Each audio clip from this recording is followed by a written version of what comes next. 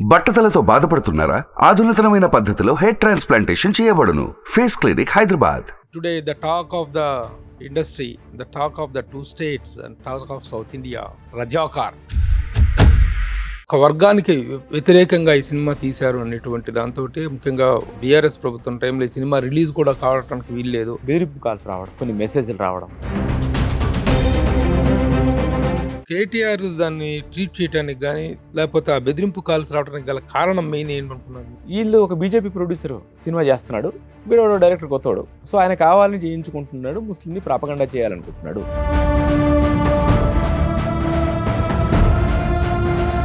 దీని వెనకాల బీజేపీ వాళ్ళు ఉండి ఒక అమిత్ షానో మోడీనో ఉండి దీని వెనక నెట్టినంత బిల్డప్ బయట వినిపిస్తా ఉంటాయి. 5 NP కూడా వాళ్ళ నుంచి లేదు. ఉంటే ఈ రోజు సినిమా ఇంకో రకం.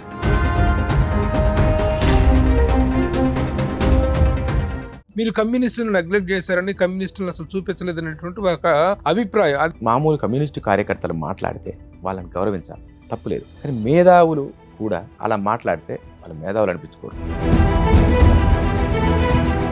స్టూడెంట్ నెంబర్ 1 తర్వాత రాజమౌళికి చాలా గ్యాప్ వచ్చింది. తన డైరెక్షన్ లో ఒక సినిమా కూడా స్టార్ట్ అయిపోయి ఆగిపోయింది. స్టూడెంట్ నెంబర్ 1 అయిపోయిన తర్వాత రాజమౌళి గారికి అప్పుడు అంత పేరు రాలేదు.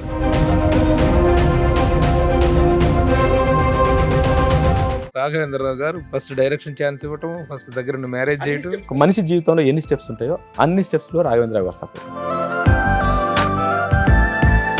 నమస్తే and welcome to my show from the bottom of the heart in Suman TV, the India's largest digital media platform. Today the talk of the industry, the talk of the two states and talk of south India, Razakar. Razakar చిత్రం విడుదలైన దగ్గర నుంచి ఈ రోజు వరకు కూడాను అద్భుతమైన ప్రశంసలతో, ముఖ్యంగా మీడియా ఈ సినిమాని చాలా గొప్పగా సొంతం చేసుకుంది, ఓన్ చేసుకుంది. అద్భుతమైన రివ్యూలు వచ్చినాయి ఈ సినిమా మీద. Now I have the director Yata Satyanarayana is with me now. Welcome and congratulations. Thanks అన్నయ్య.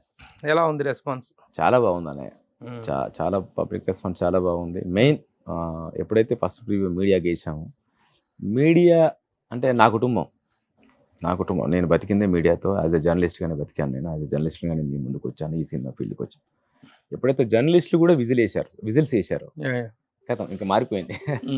వాళ్ళే నడిపించారు అంటే టోటల్గా ఆల్ మల్టీప్లెక్స్. మామూలుగా ఇలాంటి సబ్జెక్ట్ ఏంటంటే సింగిల్ థియేటర్ సబ్జెక్ట్స్ అనుకుంటాం మనం. మేము చేసేటప్పుడు సింగిల్ థియేటర్, విలేజ్ సబ్జెక్ట్స్ ఇట్లా అనుకున్నాం.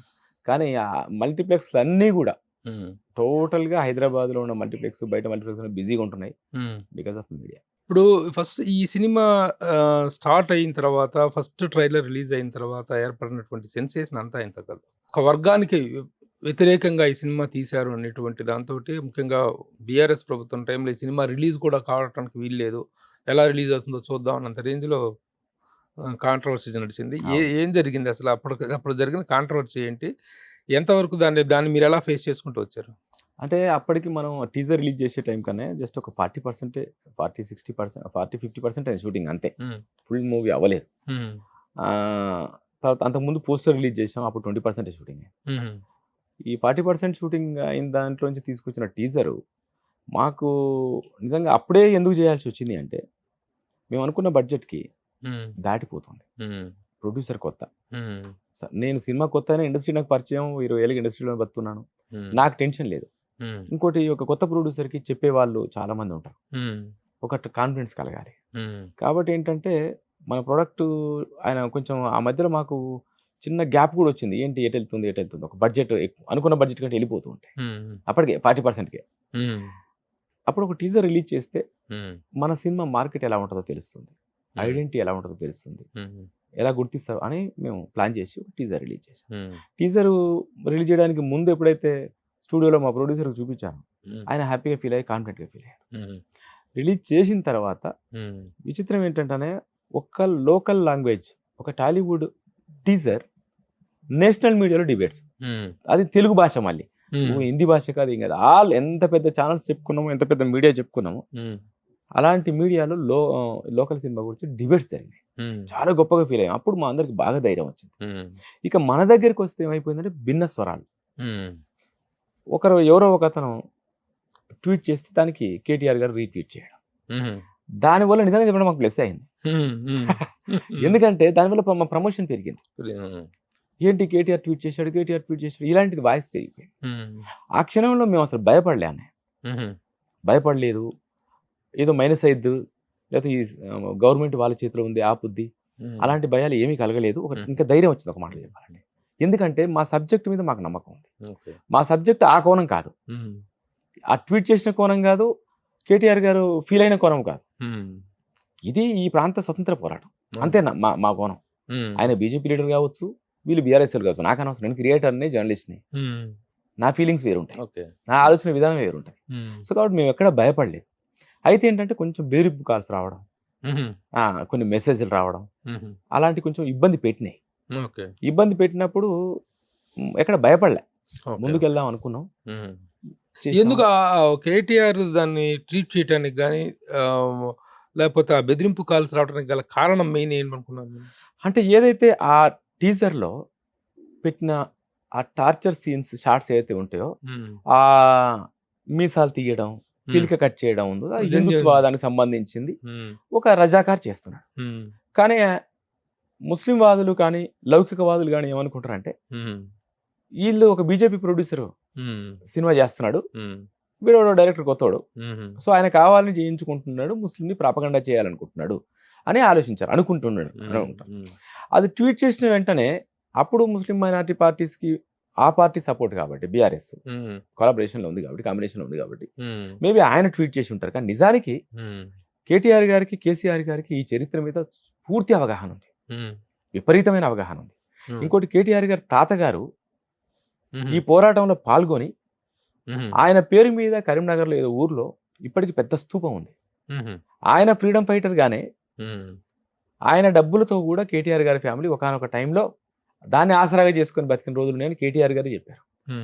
ఈ పోరాటంలో మా తాతగారు పాల్గొన్నారు, ఇలా ఇలా చెప్పేవాళ్ళు, ఇది చాలా గొప్ప చరిత్ర. అయితే ఆ తర్వాత మీకు గుర్తుంది, మన జర్నలిస్ట్కి సంబంధించి ఒక మీటింగ్ పెట్టారు, జర్నలిస్టులు, అది పొలిటికల్ జర్నలిస్ట్కి సంబంధించి పెట్టినప్పుడు అందులో కేటీఆర్ గారు మాట్లాడుతూ, జర్నలిస్టులు చాలా గొప్ప గొప్ప వాళ్ళు ఉంటారు, ఇప్పుడంటే ఛానల్స్ అటు ఇటు అయిపోయి అదైపోయి ఛానల్స్ కొందరు చేతులు ఇట్లాంటి మాట్లాడుతూనే ఏమన్నారంటే, షోయబుల్లా ఖాన్ అని ఒక జర్నలిస్టు నిజాం నిరంకుశ పాలనకు వ్యతిరేకంగా పోరాటం చేసిండు, చాలా గొప్ప జర్నలిస్టు, అలాంటి జర్నలిస్టులు మన మధ్యలో చాలా మంది, అందరూ గర్వంగా ఉంది నాకు కూడా అనే పదం వాడారు.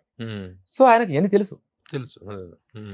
కానీ రాజకీయ కోణంగా వాళ్ళు అన్నారు కాబట్టి, డైరెక్ట్ ఆయనకు పర్సనల్గా ట్వీట్ చేశారు కాబట్టి, ట్వీట్ చేసింది కూడా ఎవరో కాదు, ఒక జర్నలిస్ట్ నాకు తెలిసి, అతను కావాలని ట్వీట్ చేశాడు, సియాసత్ జర్నలిస్ట్ అనుకుంటున్నాను, సియాసత్ జర్నలిస్ట్ అనుకుంటున్నాను. అతను కావాలని ట్వీట్ చేశాడు. మరి ఒక జర్నలిస్ట్ చేసినప్పుడు తన వర్షన్ రియాక్ట్ అవ్వాలి కదా, అవ్వాలి. ఆ టైంలో ఉన్న రాజకీయ కోణంలో నుంచి రియాక్ట్ అయి ఉంటాడు తప్ప పర్సనల్ గా అతనికి అన్ని తెలుసని నేను అనుకుంటున్నాను.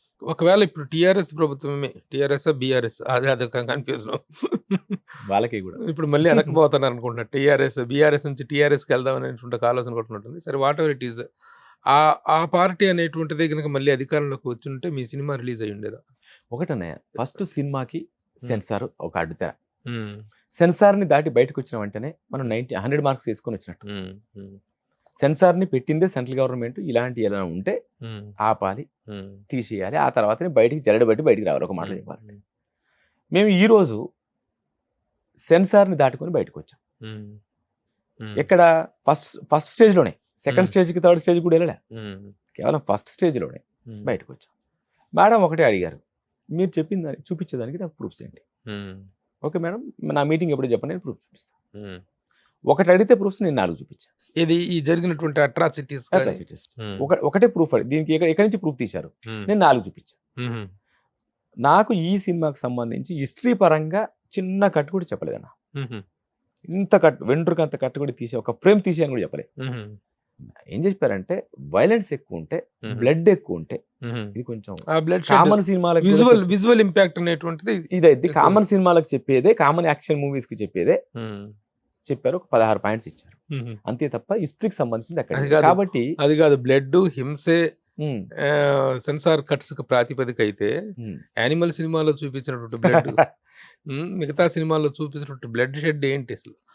అతను నిజంగా అసలు దాన్ని ఇంత ఇది కూడా బ్లడ్ షెడ్స్, నేను సెన్సార్ బోర్డు మెంబర్గా చేసే 2 terms, బ్లడ్ షెడ్ అనేటువంటి దాన్ని ఒక లిమిటేషన్స్ లో మాత్రమే చూపించాను. మరి అది ఆ సినిమాని ఎలా యాక్సెప్ట్ చేశారు యానిమల్ని? సరే సార్, ఆ పాయింట్ ఆఫ్ వ్యూలో చూస్తే మీకు వైలెన్స్ పాయింట్ ఆఫ్ వ్యూలో పెద్దగా లేదు. లేదు. ఎందుకంటే వైలెన్స్ కూడా ఏంటంటే ఒక ఇదిగానే చూపించారు తప్ప బ్లడ్ షెడ్, రక్తాలు పొంగటం, పారటాలు అట్లాంటివి ఏం చూపించలేదు. చూపించలే.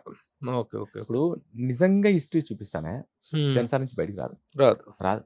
సెన్సార్ నుంచి నో డౌట్ బయటకు రాదు. ఒరిజినల్ గా జరిగిన హిస్టరీ, అలా అరాచకాలు, ఆ ఘోరాలు చూపిస్తే అంటే యముడికి కూడా ఐడియాలోకి రానంత శిక్షలు అక్కడ ఉంటాయి. అంటే మీరు తీసింది ఇంకా చాలా తక్కువ అంటారు. 0.1% జరిగినటువంటి వాస్తవాల మీద దీనికే ఇంత ఉందా, అది. ఇంత ఇది ఉందా అని చెప్పేసి మాట్లాడుతా ఉన్నారు. 0.1%. 0.1%. మీకు మనకు తెలియని, నేను చాలా చోట్ల కూడా చెప్పాను, మీకు చెప్తాను, మనకు తెలియని మన తెలంగాణ అని ఒక బుక్ ఉంటుంది. అది ఇప్పుడు ప్రింటింగ్ అయిపోయింది. ఇప్పుడు నా దగ్గర ఒక బుక్ ఉండే, ఒకప్పుడు నేను చిన్నప్పుడే చదివేదాన్ని. మన గోపాల్ రెడ్డి గారు, గోపాల్ రెడ్డి గారు రాఖీ సినిమా తీసేటప్పుడు ఏదైనా ఫీమేల్స్ మీద ఏదైనా బుక్స్ ఉంటే ఇవ్వమ్మా అన్నప్పుడు ఆయనకు బుక్ ఇచ్చారు. ఆయన పాపం చాలా సార్లు సినిమా అయిపోగానే తీసుకెళ్ళమ్మా అన్నారు, కానీ నాకు కుదరలా, అది ఎక్కడ మిస్ అయింది. మొన్న ఈ సినిమా చేసినప్పుడు మళ్ళీ గుర్తుకొచ్చింది, అరే ఆ బుక్ ఉంటే బాగుందని. ఎక్కడ దొరకలేదు, బట్ నాకు మైండ్లో ఐడియా ఉంది కాబట్టి చేశాను. సెన్సార్కి వెళ్ళే టైంకి బుక్ అన్ని ప్రూఫ్స్ రెడీ చేసి పెట్టుకోవాలనుకున్నప్పుడు మళ్ళీ ఎత్తుకుంటే దొరికితే నల్గొండలో ఒక పెద్ద ఆయన దగ్గర సెకండ్ వర్షన్ ఉంది, అందులో కొంచెం తగ్గించి రాశారు.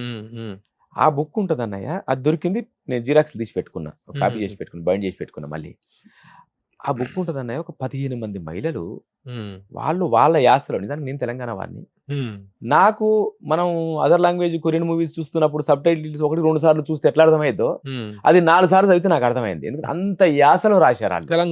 తెలంగాణ యాస, నేను తెలంగాణ నాకే తెలియదు. పూర్తి స్థాయి యాస, పూర్తి మాండలికం అర్థం కాలేదు. పదాల సంగతి పక్క పెట్టండి, కొన్ని పదాలు కనుమరుగైపోయినాయి. అసలు మాండలికం అర్థం కావడానికి 4 సార్లు చదవాల్సి వస్తుంది. ఆ బుక్ లో చెప్తారు వాళ్ళ చిత్రవదలు 2 ఫేరాలు చదివి ఏడ్చి కూర్చోకపోతే వాడు మనిషికి పుట్టినట్టు కాదనే. మన సినిమాలో మత మార్పు మీరు చూశారు, మత మార్పిడి సీన్ లో ఒకటి ఇట్లా మట్టి పట్టుకుంటాడు, మట్టి పట్టుకొని ఏం చేస్తాడు నెక్స్ట్ అంటే మానవులు కొడతాడు. నేను మట్టి పట్టుకోగానే అమ్మాయి రియాక్షన్ తో ఎండ్ చేశాను, అంటే మీనింగ్ ఇచ్చాను, మట్టి పట్టుకున్నాడు. దాని గురించి ఆ అమ్మాయి ఆ బుక్ లో పోయి ఆవిడ పెద్ద ఆవిడ ఈ ఇసుక వాగులు అనేటోళ్ళు కదా, ఈ రజాకారులు వచ్చి ఆడవాళ్ళు ఎంట పడుతున్నారని తెలిస్తే ఈవిడ పరిగెత్తుకుంటే ఇసుక వాగులో ఇసుక కప్పుకొని దాక్కుంటారు. ఇసుక కప్పుకొని మనిషి దాక్కోవచ్చా? ఇసుక కప్పుకొని ఇంత కప్పుకొని దాక్కుంటే గడపారతో ఇట్లా గుచ్చుకుంటా, గన్నుతో గుచ్చుకుంటూ తీసి బయటికి తీసి అక్కడ ఆ మట్టిలో రేప్ చేసి అంతటితో ఆగకుండా మానవులు మట్టి కొట్టి గన్నుతో కొడతారు. ఇంకా దాన్ని ఎలా చూపిస్తాం మనం సినిమాలో? ఇట్లా ఉంటాయి సంఘటనలు. కాబట్టి ఇది మరి రజాకారుల మీద చెయ్యాలి కదా భయ్యా, ఇంత చేసిన వాళ్ళ మీద. ఇంత అరాచకాలు భరించి వచ్చారు కదా మన పూర్వీకులు. స్వతంత్ర పోరాటం అంటే భారతదేశానికి జరిగిన స్వతంత్ర పోరాటమే కాదు కదా, ఒక 4 మార్కెట్లో ఉంటే అది మాత్రం స్వతంత్ర పోరాటం కాదు కదా, వీళ్ళు కదా చేసింది.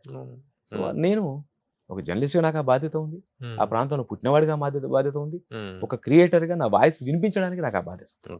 ఇప్పుడు ఈ సినిమా నిర్మాత రెడ్డి గారు, గూడూరు నారాయణ రెడ్డి గారు బీజేపీ సంబంధించినటువంటి వ్యక్తి. ఆయనతోనే ఈ సినిమా తీయాలనేటువంటి థాట్ ఎందుకు వచ్చింది? ఆయన దగ్గరికి ఈ ప్రపోజల్ ఎలా వెళ్ళింది? ఆయన యాక్సెప్ట్ చేయడానికి బీజేపీ మద్దతు ఏంటి? బీజేపీ వాళ్ళు తీస్తున్నారు, ఇప్పుడు కాశ్మీర్ ఫైల్స్ ఎవరు తీసారో ఎలా తీసినప్పటికీ కూడాను అది బీజేపీ మద్దతుతోనే ఉంది. ఇప్పుడు ఈ సినిమాకి ఉన్నటువంటి బీజేపీ మద్దతు ఏంటి? ఆ పాయింట్ ఆఫ్ వ్యూలో తీసారా, లేకపోతే మామూలుగా ఒక సినిమా తీయాలనేటువంటి దీంతో టేక్ ఆఫ్ అయిందా? నిజానికి ఈ సినిమా తీసే టైంకి బీజేపీ అలాంటి ఆలోచన లేదు. ఎందుకంటే గూడూరు నారాయణ రెడ్డి గారికి నాకు దాదాపు 8 నుంచి 10 సంవత్సరాలు రిలేషన్. మేము ఒక ఫ్రెండ్ ద్వారా ఒక దగ్గర ఒక పార్టీలో పరిచయం అయిన తర్వాత మీ తెనాలి మా తెనాలి లాగా పక్కపక్క ఊరు. ఆయనకు రాఘవేంద్రరావు గారి దగ్గర మా ఊరోడు ఇంత పెద్ద స్థాయిలో ఉన్నాడా, ఒక ఇది తర్వాత నేను మాట్లాడిన విధానం ఆయనకు నచ్చింది. అక్కడి నుంచి నేను ఆ పార్టీకే వదిలేశాను, కానీ ఆయన ఫోన్ చేశాను, రావచ్చు కదా కలిసి మాట్లాడుకుందాం. పార్క్ హైత్లో ఆయన ఉంటారు, ఎదురుగా సినిమాక్స్లో నేను ఉంటాను, అంతే, పెద్ద డిస్టెన్స్ కదా, రోడ్డు దాటితే. సో షూటింగ్ అయిపోయి ప్యాక్ అయిపోయి ఆయన ఫోన్ వచ్చిందంటే వస్తున్నాను సార్ అని చెప్పేసి అటు వెళ్ళడం, అట్లా ఆనవాయితీ కాసేపు కూర్చోవడం, అని మాట్లాడుకోవడం, ఇది ఒక మా ఇద్దరి మధ్యలో రిలేషన్. ఆయనకి ఎప్పుడు సినిమా తీయాలని లేదు, నాకెప్పుడు ఆయనతో సినిమా తీయాలని లేదు. ఎందుకంటే ఒక మంచి ఫ్రెండ్ని మంచిగా ఇంకో బిజినెస్లో ఒక రేంజ్లో ఉండాలని, మన ఫీల్డ్ లాగితే ఏంటో మీకు తెలియదు కాదు, బాగుపడవచ్చు, చెడిపోవచ్చు. చెడిపోవచ్చు. బాగుపడితే మనం అంతే గొప్పగా ఆలోచిస్తారు, చెడిపోతే అంత నిజంగా అదే నాశనం చేశారు మమ్మల్ని, నాశనం అనవసరంగా చేశారు లాక్కొచ్చారు మమ్మల్ని అనుకుంటారు. ఈ బాధలు నాకు వద్దు. ఒక మంచి ఫ్రెండ్ నేను పోయాల్సి ఆయన కూడా ఆయనకేంటి ప్రతాపార్స్ రాఘవ్ గారితో వాళ్ళతో మంచి రిలేషన్ ఉంది. మన సినీ ఫీల్డ్ లో దిల్ రాజు గారు కానీ, సురేష్ బాబు గారు కానీ, అరవింద్ గారు కానీ, మన కేఎల్ నారాయణ గారు కానీ, వీళ్ళందరూ బెస్ట్ ఫ్రెండ్స్. ఆయన మనకు ఫిల్మార్ క్లబ్ కు ex vice president. Okay okay. So అంత సినిమా రిలేషన్స్ ఉన్నాయి. మన రానా, త్రిష వీళ్ళందరూ అందరూ ఫ్రెండ్స్. కాబట్టి అంటే ఆయనకి లేక కాదు. ఆయన ఏమంటే ఏమీ లేదు, మీ షూటింగ్ అప్పుడు ఒకసారి లంచ్కి వస్తాను, నాకు సినిమా ఫుడ్ మంచిగా ఇష్టం, కలిసి లంచ్ చేద్దాం అనేవాడు తప్ప సినిమా ఆలోచన లేదు మా ఇద్దరికి. సరే ఇట్లా మాట్లాడుకున్నమాట ఎందుకు ఆయన పూర్వలో ఒకటి తెలిసిందో, చరిత్రలో నిలబడిపోయే ఒక్క సినిమా నేను కూడా తీస్తే బాగుంటుందేమో అన్న ఆలోచన వచ్చింది. వచ్చిన తర్వాత ఆ టాపిక్లో అది చేద్దాం ఇది చేద్దాం అని 10 రకాల డిస్కషన్ జరిగినాయి. నేను వద్దు వద్దు అంటూనే చివరికి ఈ పాయింట్ మా ఇద్దరికి ఆలోచన వచ్చింది. రజాకార్ ఇది ఆయన ఆలోచన. ఆయన ఏమన్నారంటే మన ప్రాంతంలో చాలా పోరాటాలు జరిగినాయి కదా, ఏదైనా పోరాటం తీసుకోవచ్చా అనేది ఆయన ఆలోచన. తీసుకోవచ్చు సార్, రజాకార వ్యవస్థను చూపించవచ్చు. అంత క్యాజువల్ గా జరిగింది. క్యాజువల్ చాలా చూపించవచ్చు, కానీ వద్దు వద్దు అని చెప్పి. ఎందుకు అన్న, ఒకటి రజాకార వ్యవస్థ చూపిస్తే ఇగో ఇప్పుడు అనుకున్న డిస్కషన్ వస్తుంది, ఫస్ట్ పాయింట్. రెండవది, నేను ఒక కమ్యూనిస్ట్ కుటుంబంలో పుట్టినవాడిని. కమ్యూనిస్ట్ కథలు వేరుంటాయి, అది చాలా వచ్చినాయి. ఇప్పుడు నేను తీసిన కొత్తగా ఉండదు. నేను తర్వాత మీరు క్వశ్చన్ వేస్తే నేను ఆన్సర్ చెప్తాను. ఎర్ర జెండాలు ఎందుకు కనిపించలేవు మీరు క్వశ్చన్, నేను తర్వాత ఆన్సర్ చెప్తాను. చూపించలేను, నేను చూపించినా కూడా మొత్తం ఇంకో రకంగా వెళ్ళాల్సి వస్తుంది. ఇది చెప్పని చరిత్ర. ఒకవేళ దీన్ని మీరు చేస్తానంటే నేను చేద్దామని దిగినా నేను టేకప్ చేయగలను. నేను బిగ్ స్క్రీన్ కొత్త కానీ డైరెక్షన్ యాక్షన్ అని చెప్పబడి 20 సంవత్సరాలు. నేను రాఘవేంద్రరావు గారి శిష్యుని. రాఘవేంద్రరావు గారిని నేను నప్పించుకున్నాను, కె విశ్వనాథ్ గారిని నప్పించుకున్నాను, ఇండస్ట్రీ మొత్తం నేను నప్పించుకున్నాను కాబట్టి నేను చేయగలను. కానీ బడ్జెట్ మన చేతిలో ఉండదు. 10 అనుకుంటే 20 అవ్వచ్చు, 30 అవ్వచ్చు, 40 అవ్వచ్చు. కాబట్టి ఈ తలకాయ నొప్పులు వద్దు. ఇంకోటి, మనకి ఎవరు హీరోలు డేట్స్ ఇవ్వరు. మనకి అప్పుడు తిరుమల రాలే, కానీ నేను చెప్పా దీనికి ఇట్లాంటి చేయాలంటే మల్టీ స్టార్స్ కావాలి, ఒకరి ఇవ్వడమే కష్టం. నాకైతే ఎవరు ఇయ్యరు, ఎందుకంటే కొత్త. మా ఫీల్డ్ ఎలా ఉంటుందంటే వన్స్ రెజ్యూమ్ అక్కడ పడితే ఆ రెజ్యూమ్ బాగుంటే రెండోది వస్తుంది. ఈ రెజ్యూమే లేనప్పుడు అసలు రాదు. కాబట్టి అవకాశం లేదు సార్, మర్చిపోండి ఆ విషయాన్ని అని చెప్పేసి పక్కకు వచ్చి, అందుకైతే మీ పేరు ఒక సాంగ్ చేద్దాం, ఏదైనా ఇచ్చేద్దాం, ఇంతే, వద్దు అసలు మీరు డబ్బులు వేస్ట్ చేసుకోవద్దు అని చెప్పి. అట్లా భయ ఒక దాదాపు 9 నెలలు సంవత్సరం తప్పించుకున్నా ఆయనతో. ఈ సందర్భం వస్తే దాటేయడం, ఈ సందర్భం వస్తే నేను మీటింగ్ ఉందని రావడం, షూటింగ్ ఉందని రావడం, దాటేసి ఒకసారి ఒక టక్కున ఫోన్ చేశారు. నేను తిరుపతిలో ఇప్పుడే ఫ్లైట్ దిగా, వెంకటేశ్వర స్వామి నాతో మాట్లాడిస్తున్నాడు, మనం ఈ రజాకార్ సినిమా చేయాల్సిందే. ఎవరు? వెంకటేశ్వర స్వామి నాతో మాట్లాడిస్తున్నాడు, మనం ఈ రజాకార్ సినిమా చేయాల్సిందే. సరే ఒకటి, ఇన్నిసార్లు నేను దాటేసుకుంటూ వస్తాను, ఇంకా పద్ధతి కాదు, మీరు ఇంత స్ట్రాంగ్ గా ఉంటే నాకు అభ్యంతరం. కానీ నేను చెప్పిన మైండ్ లో పెట్టుకోండి, దిగుదాం నువ్వు టైటిల్ రిజిస్ట్రేషన్ చేసి అంటే, సార్ టైటిల్ అంటే తక్కువ అది కాదు, మన బ్యానర్ ఉండాలి, మీరు ఏం పేరు పెడతారో చెప్పండి అంటే, నా మనోడి పేరు సమ్మర్ వీర్ అన్నాడు. ఓకే సమ్మర్ వీర్ పేరు మీద పెట్టినా అంటే, పెట్టు అంటే, సరే నాకు మీరు ఏం కావాలనుకుంటున్నారో బ్యానర్ నాకు రాసి పంపండి, క్రియేషన్స్, ప్రొడక్షన్స్, మీడియా ఇట్లా ఉంటాయి, పంపండి, టైటిల్ ఇది మనం అనుకుంటే నేను ప్లాన్ చేస్తాను చెప్తే, తక్కువ అప్పుడే మెసేజ్ పెట్టారు. ఇలా ఇమీడియట్ గా నా మేనేజర్కి చెప్పేసి, నాకు ఆర్కాలమ్మ మేనేజర్ చెప్పేసి రిజిస్ట్రేషన్ చేయమంటే, ఆయన వచ్చేలోపే నేను అన్ని సెట్ చేసి పెట్టేశాను. అలా ఇమీడియట్ గా ఒక ఏం చేస్తారని చెప్పండి నాకు ఒకసారి ఎలా చేద్దామంటారు అంటే, నేను నా ఫ్రెండ్స్తో కూర్చొని ఒక థ్రెడ్ వేసి భువనగిరి రాలేదు, గూడూరు రాలేదు, భువనగిరి దగ్గర వాళ్ళ ఇంటి దగ్గర ఒకరోజు కలిసి మొత్తం కథ చెప్పా. ఆయన తమ్ముడు, మరదలు, పిల్లలు, అప్పుడే యూఎస్ నుంచి ఎవరు బంధువులు వచ్చారు, వాళ్ళు, వంట మనుషులు, పని వాళ్ళు, అందరినీ కూర్చోబెట్టి వినిపించేసారు. దాదాపు ఒక 20 మంది ఉంటారు. అందరు ఇట్లే చూశారు. ఫస్ట్ హాఫ్ అయిన తర్వాత డిన్నర్ చేద్దామంటే మేము చెయ్యం, ఇన్నాకనే చేస్తామంట. అప్పటికే 11 అయింది. సో ఈయనకి కాన్ఫిడెన్స్ వచ్చేసింది, లేదు చేద్దామని చెప్పేసారు. ఆ తర్వాత మళ్ళీ మన జర్నలిస్ట్ ఫ్రెండ్స్ ఆయన కొందరు ఉన్నారు మనోళ్ళు, వాళ్ళకు ఒక 4-5 జర్నలిస్టులకి, మెయిన్ ఎడిటర్ రేంజ్ వాళ్ళకి, వాళ్ళకి పెద్దోళ్ళకి చెప్పించేసారు. ఒక నేషనల్ రిపోర్టర్స్ ఇద్దరికి చెప్పించారు. తర్వాత ఒక 3 జడ్జెస్ ఉంటారు ఆయన, ఇంత వర్క్ నడిచింది, వాళ్ళకి చెప్పించాడు. నేను చాలా మంది చెప్పాను, దాదాపు ఆయన తరఫున నేను ఒక 60-70 సిట్టింగ్స్ చేశా. అంటే అంత మేధావులకి, అందులోనే ఇంకా మీ ఆ పార్టీ ఈ పార్టీ వాళ్ళని లేకుండా వాళ్ళకి చెప్పాను. ఇన్ని చెప్పిన తర్వాత ధైర్యం వచ్చి ఓకే దిగుదాం అని చెప్పి అలా స్టార్ట్ చేసినాం. ఇది ముందు అనుకున్న బడ్జెట్ ఎంత, అయిన బడ్జెట్ ఎంత? యాక్చువల్లీ ఆయన ఒక 8 కోట్ల సినిమా చేద్దాం అనుకున్నాడు. సినిమాగా అనుకున్నాడు, ఈ స్క్రిప్ట్ కోసం కాదు. ఒక 8 అనుకుని, ఒక 2 పబ్లిసిటీకి పెట్టుకుంటే 10 అనుకున్నాడు. ఇది అనుకున్న తర్వాత 15 అయింది సార్ అని మళ్ళీ ఒకసారి చెప్పి 15 మినిమం అయింది. అది ఎట్లా? ఇదంతా జరిగిన తర్వాత ఏమైందంటే భయ్య, కాశ్మీర్ ఫైల్స్ ఇప్పుడు రిలీజ్ అయింది. అప్పటిదాకా రాలా. ఇదంతా అయినాక ఇప్పుడు కాశ్మీర్ ఫైల్స్ రిలీజ్ అయ్యింది. రిలీజ్ అయితే ఇగో అలా మనం చేయాలంటే సార్ ఒక 15 అవుతుంది, తర్వాత బడ్జెట్ కింద సార్ ఒక 16 అనుకుందాం అనుకుని దిగిన తర్వాత ఫస్ట్ షెడ్యూల్ షూటింగ్ పెట్టిన తర్వాత ఇప్పుడు ఎలా ఉంటుంది ఆ బడ్జెట్ అనుకున్నప్పుడు, నేను కాసిం రజ్వీ క్యారెక్టర్ తప్ప ఇంకా మిగతా క్యారెక్టర్లు అన్ని స్టేజ్ ఆర్టిస్టులు, కొంచెం మామూలు ఆర్టిస్టులు ప్లాన్ చేసుకున్నాను. ఇప్పుడు జస్ట్ లైక్ కాశ్మీర్ ఫైల్స్ మామూలు ఆర్టిస్టులు వాళ్ళందరూ పెద్దోళ్ళే, బట్ ఎప్పుడు ఆగిపోయిన వాళ్ళు, అట్లా ఉన్న వాళ్ళు, కొంచెం మనకి మన మీద గౌరవంతోనో దేంతోనో వచ్చే వాళ్ళు ఉంటారు. అట్లా ప్లాన్ చేద్దాం అనుకున్న తర్వాత కాస్టింగ్ చేస్తూ ఉంటే లేదు దీనికి ఇంక ఇతనికి మంచోడు కావాలి, దీనికి మంచి, ఇది ఫస్ట్ షెడ్యూల్ అయిన తర్వాత అప్పుడు అనిపించింది. అంటే ఫుల్ కాస్టింగ్ చేసి దిగలే, ఈ సెటప్ కాస్టింగ్ అయింది, ఇది చేసి దిగినాం, మళ్ళీ నెక్స్ట్ కాస్టింగ్ చేసుకున్నాం. అప్పటికి కాసిం రోజు ఫైనల్ అవ్వలే. అవుతుంటే అది చేస్తుంటే లేదు నాకు ఇంకా మంచి ఆర్టిస్టులు కావాలి, ఆయనకి ఆర్టిస్టుల మీద టేస్ట్, ఆర్టిస్ట్ కావాలి. సార్ వాళ్ళు మనకు చెయ్యరు సార్, ఏం చేయరు. అయినా ఆయన మాట అని కొందరి దగ్గరికి వెళ్ళాం, కొందరు వాళ్ళకున్న కారణాలతో చేయలేదు. అలా అలా అలా అనుకోకుండా కాస్టింగ్ సైడు పెరుక్కుంటూ వచ్చారు. తర్వాత విజువలైజేషన్. ఒకరోజు స్క్రీన్ ముందు ఇద్దరం కూర్చున్న తర్వాత అక్కడి నుంచి మహేంద్ర జీప్లో వస్తున్నాయి. ఇది ఇప్పుడు స్కూల్ సీన్ చేసి చూశారు కదా, వాళ్ళు మహేంద్ర జీప్లో వస్తున్నారు. మా వాళ్ళు ఏం చేశారు, ప్రొడక్షన్ డిపార్ట్మెంట్ మొత్తం కలర్ మార్చేసి అంత ఓల్డ్ కలర్ లాగా చేశారు. హైట్ మారదుగా. చూసి మహేంద్ర వస్తున్నాయి ఏంటి అన్నాడు. అదే సార్ మన బడ్జెట్లో వేసుకున్నాం. లేదు అని చెప్పి ఆ రోజు 9 lakhs ఏమో ఖర్చు అయింది. మొత్తం బుట్టదాకా చేసేసి మళ్ళీ 2 రోజులు షూటింగ్ ఆపి ఆయన తెలిసిన ఫ్రెండ్స్లో మన దామోదర్ రెడ్డి గారు ఎమ్మెల్యే, రామరెడ్డి దామోదర్ రెడ్డి గారు ఎక్స్ ఎమ్మెల్యే, ఆయన దగ్గర ఒక విల్లీస్ ఉంది, ఇంకోరు ఫ్రెండ్స్ దగ్గర విల్లీస్ ఉంది, ఇంకొకటి కొన్నారు, కొన్ని మొత్తం మీద విల్లీస్ లాంటి తెప్పించేసి. ఇంత టేస్ట్ ఉన్న ప్రొడ్యూసర్ మళ్ళీ యాక్చువల్గా ఇలాంటి సినిమాలకి ఏదో ఒకటి ముందు కానీ లేదు ఇంకా ఆపేశారు. నాకు అర్థం అవుతలేదు అప్పటికి. లారీలు ఎక్కడి నుంచి, గుజరాత్ అవతల ఎక్కడియో అవి, అక్కడే పాత పడిపోయినాయి ఆ లారీలు. వాటి అక్కడ రిపేర్ చేయించి మళ్ళీ ఇక్కడ దాకా తీసుకొచ్చి దాన్ని ఒక 20 మంది తోస్తే తప్ప అది స్టార్ట్ అవ్వని పరిస్థితి. ఇట్లాంటిలో మళ్ళీ చేసి పెట్టి ఒక 2 లారీలు తెచ్చుకొని మళ్ళీ షూటింగ్ స్టార్ట్ చేసినాం. ఇట్లా చేస్తున్న క్రమంలో పెరుగుతూ పోతే నాకు భయం వేసింది. ఏంటి ఆయన 16 అన్నాడు, ఇక్కడ పెంచుతున్నాడు అని. ఇప్పుడు ఎవరైతే ఎగ్జిక్యూటివ్ ప్రొడ్యూసర్ ఉన్నాడో అంజిరెడ్డి అని, అప్పటికి అతను ఇంకా జాయిన్ అవ్వలేదు, బట్ మా సర్కిల్ ఉన్నాడు, మా రెడ్డి గారికి ఒకప్పుడు పర్సనల్ అసిస్టెంట్.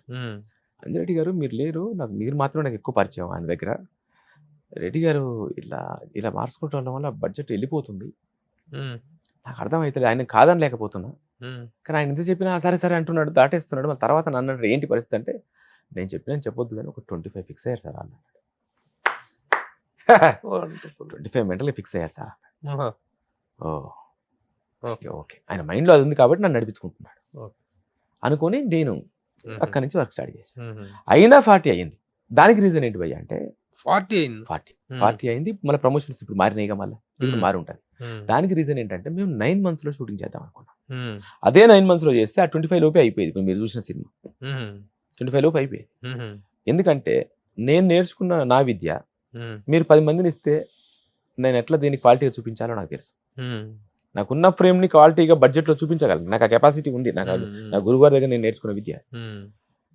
సో ఆయన అంత ఫ్రీడమ్ ఇచ్చాడు కాబట్టి ఆ ప్రాబ్లం లేదు నాకు. అయితే ఏమైందంటే వీళ్ళు బడ్జెట్ పెరుగుతున్న కొద్ది సెట్ చేసుకోవడం కోసం కొంచెం మధ్యలో ఇబ్బంది అయింది. అయినా ఆయన ఎక్కడ తగ్గలే, వస్తాయి ఎక్కడి నుంచో మనం పెడదాం అని 9 months లో చేద్దాం అనుకున్నది 2 years అయింది. సో దీని ఇంట్రెస్ట్ రేట్లు ఇవన్నీ పెరుగుతాయి కదా, దాంతో లేట్ అయిపోయింది. తర్వాత ఏంటంటే ఇలా లేట్ అయిపోతే మనకు లేట్ అయితే ఓన్లీ ఎంప్లాయీస్ జాబ్స్తో పోయేది, సాలరీస్తో పోయేది. ఉదాహరణకు ఫిలిం సిటీలో ఒక పెద్ద సెట్ వేసినాక ఆ సగం సెట్ చేసి మళ్ళీ సెట్ చేయడానికి దాదాపు 3 months గ్యాప్ వచ్చింది. ఫిలిం సిటీ రేట్స్ మీకు తెలియదు కాదు. ఇప్పుడు ఆ బైరాన్పల్లి సెట్ వేసాం, అది 4 months వెయిట్ చేసింది. వర్కింగ్ డేస్ 15 days అక్కడ, కానీ waiting charge 4 months waiting days. So ఇట్లా బడ్జెట్ బాగా పెరిగింది, ఇంట్రెస్ట్ రేట్ ఇట్లా దాదాపు 40 రాసింది. లేకపోతే ఏంటంటే కొంచెం ఆయనకి ఇంకొంచెం ముందే ఒక అంటే కొత్త ప్రొడ్యూసర్ గా ఉండే కదా. ఇప్పుడు ఇదంతా చెప్తుంటే నాకు అనిపిస్తుంది అంటే దీని వెనకాల బీజేపీ వాళ్ళు ఉండి ఒక అమిత్ షానో మోడీనో ఉండి దీని వెనక నెట్టినంత బిల్డప్ బయట అందరూ అట్లే మోసపోయారు. అందరూ అట్లాగే ఈవెన్ మా ప్రొడ్యూసర్ గారు కూడా, నేను ఆ పదం ఆడొచ్చలేదు, నేను క్రియేటర్ కాబట్టి, నేను జనరల్ పర్సన్ కాబట్టి నేను మాట్లాడతాను. మా ప్రొడ్యూసర్ గారు కూడా ఏమైనా హెల్ప్ చేస్తారేమో ఇంత వస్తుంది కదా అనుకున్నారు, కానీ 5NP కూడా వాళ్ళ నుంచి లేదు. ఉంటే ఈ రోజు సినిమా ఇంకో రకంగా ఉండే. ఈ రోజు ఇప్పుడు రిలీజ్ అయింది, ఈ రోజు సినిమా రిలీజ్ అయ్యి హిట్ అయిందంటే రీజన్ మీడియా భయ, బీజేపీ కాదు.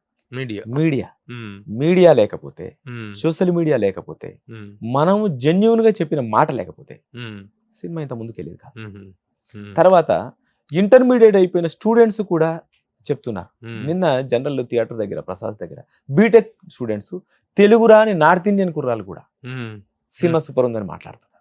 పెద్దలు మీ ఏజ్ మా ఏజ్ వాళ్ళు ఇంకా మనకంటే పెద్దోళ్ళు ఎలాగైనా మాట్లాడతారు, తెలుసు కాబట్టి, ఇన్ని ఉంటారు కాబట్టి. బీటెక్ కుర్రాలు, నార్త్ ఇండియన్ కుర్రాలు వాళ్ళు కూడా మాట్లాడుతున్నారు.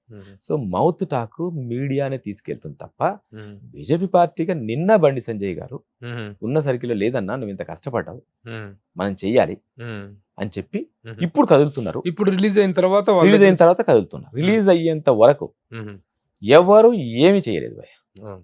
ఆ టీజర్ వచ్చినప్పుడు కొంచెం మాట్లాడారు, కానీ ఎవరు పైసా ఎన్పీగా అంటే అఫ్ కోర్స్ వాళ్ళ ఎజెండాలో లేదు. వాళ్ళ కేవలం గూడూరు నారాయణ రెడ్డి గారు బీజేపీ ఇది కావటం ఒకటి అంతే మాత్రమే తప్పితే వేరేం లేదు, అసలు ఏమీ లేదు. ఆయన చేయటం వెనుక ఆయన టేస్ట్ కానీ ఆయన ఇది కానీ టేస్ట్ ఉంది. ఇంకోటి ఏంటంటే ఆయన టేస్ట్ తో పాటు వాళ్ళ తాతగారు, మీరు లాస్ట్ లో చూసుంటారు, బ్రిడ్జి కూల్చడానికి వెళ్ళి బ్రిడ్జి గూడూరు మన ఇండియన్ ఆర్మీ వస్తుంటే రావడానికి ముందు మన ఇదేమంటారు, ఇది గూడూరు దగ్గర భువనగిరి వెళ్తుంటే బీబీనగర్ బ్రిడ్జిగా కూలగొట్టి వస్తుంటాడు. వస్తున్నప్పుడు అడ్డుపడతారు కదా జనాలు. ఒక అబ్బాయి ఏ రజ్వి ఇక్కడ వెళ్ళడానికి లేదంటాడు కదా, అది వాళ్ళ సొంత తాత క్యారెక్టర్, లేట్ గూడూరు నారాయణరెడ్డి గారి క్యారెక్టర్ అది. తాతగారి పేరు కూడా గూడూరు నారాయణరెడ్డి. సో మా తాతకి ఎక్కడో ఒక దగ్గర నేను రెస్పెక్ట్ ఇవ్వాలని ఆలోచన ఆయన మైండ్ లో ఉంది, ఆ స్వార్థం ఉంది, మైండ్ లో ఉంది, ఆ స్వార్థం ఉంది. మా తాతని నేను ఎక్కడో ప్రజెంట్ చేశాడు కదా అని. సో అందుకే అక్కడక్కడ ఒక నెగిటివ్ కూడా, చివరికి గూడూరు నారాయణరెడ్డి జిందాబాద్ అంటే కొంచెం ఆయన పేరు ఆయన డబ్బులు పెట్టి బాగా చేయించుకున్నాడే అని నిన్ననే ఎవరు నాతో ఫోన్ చేసి మాట్లాడారు. ఒక పెద్ద ఆయన, ఒక మేధావి మాట్లాడారు. ఆయనతో అంత ఇంకెక్కువ మాట్లాడుతూ నేను ఇంకా చెప్పలేక భయ అన్నంత మాట్లాడలే. కానీ నిజం ఏంటంటే ఈ గూడూరు నారాయణరెడ్డి జిందాబాద్ కాదు, అది వాళ్ళ తాతగారు గూడూరు నారాయణరెడ్డి గారికి జిందాబాద్. సో అది ఉంది కాబట్టి ఆయన రక్తంలో ఆ ఇంట్రెస్ట్ ఉంది కాబట్టి ఎక్కువ భువనగిరి చుట్టుపక్కల ఎక్కువ జరిగింది ఈ అరాచకాలు కాబట్టి ఆయనకు ఆ ఇంట్రెస్ట్ ఉంది, అలా చేశారు. ఇప్పుడు సినిమా రిలీజ్ అయిన తర్వాత, రిలీజ్ కు ముందు ఇది ఒక ముస్లిం వర్గానికి, మైనారిటీస్కి వ్యతిరేకంగా తీసిన కంటెంట్ అనేటువంటి ఒక ప్రచారం విపరీతంగా జరిగింది. రిలీజ్ అయిన తర్వాత దీని తాలూకు ఇది పరిణామాలు కూడా తీవ్రంగా ఉంటాయనేటువంటి ఒక వాతావరణం క్రియేట్ అయింది. అయిన తర్వాత ఎలా ఉంది ఆ వ్యతిరేకత ముస్లిం మైనారిటీస్ నుంచి? దీనికి ఎలాంటి రిసెప్షన్ వచ్చింది? లేదు భయ్, ఈ రోజుకి 4th డే. నిజంగా అలాంటిది ఉంటే ఈ పాటికి థియేటర్స్ దగ్గర వాళ్ళు ఏదో ఒకటి చేసేవాళ్ళు, హడావుడి చేసేవాళ్ళు, తేడా చేసేవాళ్ళు. వాళ్ళకి సపోర్ట్ చేసే గవర్నమెంట్లు ఉంటాయి, పార్టీలు ఉంటాయి, వ్యక్తులు ఉంటారు. అది ఏమీ జరగలేదు. ఎప్పుడైతే థియేటర్లోకి వచ్చిందో చూశారో వాళ్ళకి అర్థమైపోయింది ఇది హిస్టరీ లాగా చూసారు. నేను నిజంగా పోయా, నేను కూడా ఏమనుకున్నానంటే యాక్చువల్లీ సినిమా రాకముందు ఎవరెన్ని చేసినా కూడా మీరు అబ్జర్వ్ చేసారో లేదో, నేను ఈ పదం వాడచ్చో లేదో, కానీ ఎంఐఎం వాళ్ళు ఎక్కడ నెగిటివ్ మాట్లాడలేదు, ఎంబీటీ వాళ్ళు మాట్లాడారు. ఎంబీటీ వాళ్ళు దేశద్రోహం కేసు వేస్తాం, అది రావద్దు ఇది రావద్దు అని ప్రెస్ మీట్ పెట్టి ఆయన చేశారు. ఎంఐఎం వాళ్ళు మాట్లాడారు. వాళ్ళు చాలా తెలివిగా ఒకటే మాట అందరు, జబ్ రజాకార్ తే ఓ పాకిస్తాన్ చెలే. అప్పుడు రజాకార్లు ఉన్నారు, వాళ్ళు పాకిస్తాన్కి వెళ్ళిపోయారు. మేము రజాకార్లం కాదు, మేము ఇక్కడ ముస్లిమ్స్ కాబట్టి మాకు సంబంధం లేదు అన్నారు. కాబట్టి వాళ్ళు క్లియర్గా ఉన్నారు. అనవసరంగా గెలుపుకుంటే వాళ్ళకే కష్టం. వాళ్ళు గెలుపుకుంటే ఏమైంది, ఇప్పుడు నిజంగా అరాచకాలు చేసిన ముస్లిమ్స్ మీరే వెనకకి వస్తున్నారా అని క్వశ్చన్ వస్తుంది. కానీ వాళ్ళు తెలుగు ప్రవర్తించారని నేను అనుకుంటున్నాను. కాబట్టి ఎక్కడ ఏమి కాలేదు. ఇంకోటి ఏంటంటే కథలో మనం షోయబుల్లా ఖాన్ని చూపించాం. షోయబుల్లా ఖాన్ ముస్లిం. తర్వాత నేను ఏం చేశాను భయ్య అంటే సినిమా మొత్తంలో కూడా ఎక్కడన్నా ఎవరన్నా మిస్ అవుతున్నాను, ఎంతవరకు వీలైతే అంతవరకు అందరినీ టచ్ చేయడానికి ట్రై చేశా. ఒక అవసరం లేని దగ్గర కూడా తురేబాజ్ ఖాన్ని గుర్తు చేశా. అక్కడ నాకు అవసరం లేదు, అక్కడ నిజంగా చెప్పాలంటే ఇప్పుడేం జరుగుతుందో చెప్తే చాలు. తురేబాజ్ ఖాన్ ఏంటంటే భయ్య అంటే మా తెలంగాణలో మీరు ఎవరన్నా ఇప్పుడు ఉదాహరణకి నేనంటే ఏమనుకున్నావు 100 మందిని కొడతా అన్నాడు అనుకోండి, ఏం రాను తురుంఖాన్వా అంటారు. తురుం ఖాన్ అంటే ఏంటి భయ్య అంటే తురేబాజ్ ఖాన్, అతనికి తురేబాజ్ ఖాన్. ఇతను ఔరంగాబాద్ కు సంబంధించిన అతను, ఒక సైనికుడి కొడుకు, ముస్లిం అతను. 2వ ప్రపంచ యుద్ధం టైంలో బ్రిటిష్ దీంట్లో బ్రిటిష్ వాళ్ళతో ఫైట్ చేస్తాడు. ఫైట్ చేసి ఇక్కడికి వచ్చి అప్పుడు మేబీ 5th నిజాం అనుకుంటా, 5th 4th నా కరెక్ట్ గుర్తు. అతనితో లేదు వాళ్ళని వ్యతిరేకించాలి మనం సిపాయి ఉద్యమం టైంలో. అంటే అప్పుడున్న ప్రైమ్ మినిస్టరు ఇతనికి సపోర్ట్ చేసినట్టే చేసి ఇతని సీక్రెట్స్ని బ్రిటిషర్లకు అందజేస్తాడు. ఇతనికి ఈ విషయం తెలియదు. ఇతను ఏం చేస్తాడు, ఇంకో ఇద్దరు ఫ్రెండ్స్ని వేసుకొని ఆ బ్రిటిష్ వాళ్ళ మీద అటాక్ చేస్తాడు. ఎక్కడ అంటే ఇప్పుడు మనకున్న కోటి ఉమెన్స్ కాలేజ్, అది అప్పుడు బ్రిటిష్ రెసిడెంట్ దాని మీద అటాక్ చేస్తారు. ఆ చుట్టుపక్కల ఒక 2 ఇండ్లు ఉంటే ఆ 2 ఇండ్ల నుంచి కాల్పులు స్టార్ట్ చేసి అటాక్ చేసి ఒకేసారి లోపలికి వస్తాడు. లోపలికి వచ్చే టైంకి దాదాపు 1000 మంది బ్రిటిష్ సోల్జర్స్ ఉంటారు. ఆ విషయం ఇతను తెలియదు. వీళ్ళు లీక్ చేస్తారన్నట్టు, నీ మీదకి రాత్రి అలా చెయ్యండి పారదోలని చెప్పినట్టు చెప్పి ఆ మాట జస్ట్ అని ఇక్కడ ఇన్ఫర్మేషన్ ఇచ్చేస్తారు. వాళ్ళందరినీ కొట్టుకొని బయటపడతారు. ఒక్కడే అదొక సినిమా చేయొచ్చు మనం. తురుమ్ ఖాన్ అని టైటిల్ పెట్టి సినిమా చేస్తే వాళ్ళందరినీ కొట్టి అక్కడి నుంచి బయటపడతారు. 500 నుంచి 1000 మంది అంటే లెక్కల్లో తేలిన 500 ఒకడే లెక్కల్లో తేలిన 500 అంటే మిగతా ఇద్దరు బయట నుంచి ఫైట్ చేసి బయట ఇతను తోసుకొని ముందుకు వెళ్ళిపోతారు. ఒక మెయిన్ ఇతను ముందుకు వెళ్ళిపోతే మిగతా వాళ్ళు అనుకుంటారు కదా, ఇతను వెళ్ళగానే డోర్ వేస్తారు. కాబట్టి ఏంటంటే ఇతను ఫైట్ చేశాడు, సినిమాటిక్ ఫైట్ అన్నట్టు. దీని మీదనే ఒక సినిమా చేయొచ్చు మనం. ఒక అర్ధరాత్రి లెక్కల్లో తేలిన మంది 500 మంది, లెక్కల్లో రికార్డ్స్ లో ఉన్నది కానీ 1000 మంది దాకా ఉంటారు. ఒకేసారి బ్రిటిషర్స్ ఎగబడితే ఉమెన్స్ కాలేజ్ కోటిలో అందులో నుంచి బయటకు వచ్చేస్తారు. అందరిని కొట్టుకుంటూ అందరిని చేసుకుంటూ బయటకు వచ్చేస్తారు. వచ్చిన తర్వాత అప్పుడు ఏం చేస్తారంటే అతని మీద ఒక నజరాన ప్రకటిస్తుంది అప్పుడు నిజాం గవర్నమెంట్. అతన్ని పట్టిస్తే 5,000 రూపాయలు ఏదో అంటే ఇప్పటికి 5 కోట్లకు సమానం. తర్వాత అలా వెతగ్గా అంతమందిని కొట్టేసి పారిపోతాడు. పారిపోయి ఎక్కడో ఫారెస్ట్ దాక్కున్నాడు. ఎందుకంటే టోటల్ ఇంకా రాజ్యం బ్రిటిష్ మొత్తం అతను ఎత్తుకుంటారు కదా. ఎక్కడో ఫారెస్ట్ దాక్కుంటాడు.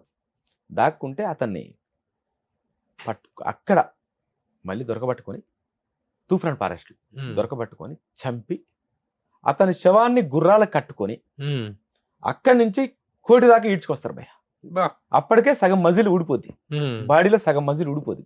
తుఫాన్ ఎక్కడ, హైదరాబాద్ కోటి ఎక్కడ, కింగ్ కోటి ఎక్కడ.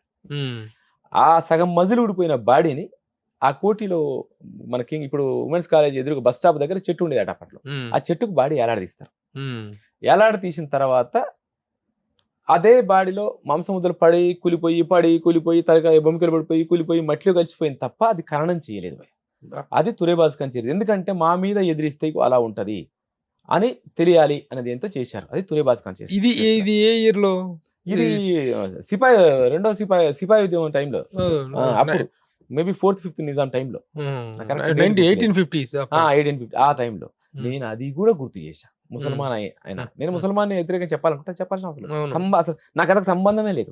రజాకార్ అనేటువంటి ఒక నిరంకుశమైనటువంటి వ్యక్తి తాలూకు చరిత్ర అతను చేసినటువంటి దురాగత అంతే, అంతవరకే సార్. అంతే. అంటే ఇంకొక విమర్శ కూడా ఒకటి వచ్చిందంటే కమ్యూనిస్ట్ ఉద్యమం లేకుండా అసలు స్వాతంత్రం అనేటువంటిదే లేదు, కమ్యూనిస్టులే సాధించారు అనేటువంటిది ఒక ఇది. మీరు కమ్యూనిస్టులను నెగ్లెక్ట్ చేశారని, కమ్యూనిస్టులను అసలు చూపించలేదు అనేటువంటి ఒక అభిప్రాయం. అది విమర్శ అనుకుంటే విమర్శ, అభిప్రాయం అనుకుంటే అభిప్రాయం. దీనికి మీరేం చెప్తారు? అంటే ఇక్కడ మామూలు కమ్యూనిస్ట్ కార్యకర్తలు మాట్లాడితే వాళ్ళని గౌరవించాలి, తప్పులేదు. కానీ మేధావులు కూడా అలా మాట్లాడితే వాళ్ళ మేధావులు అనిపించుకోరు.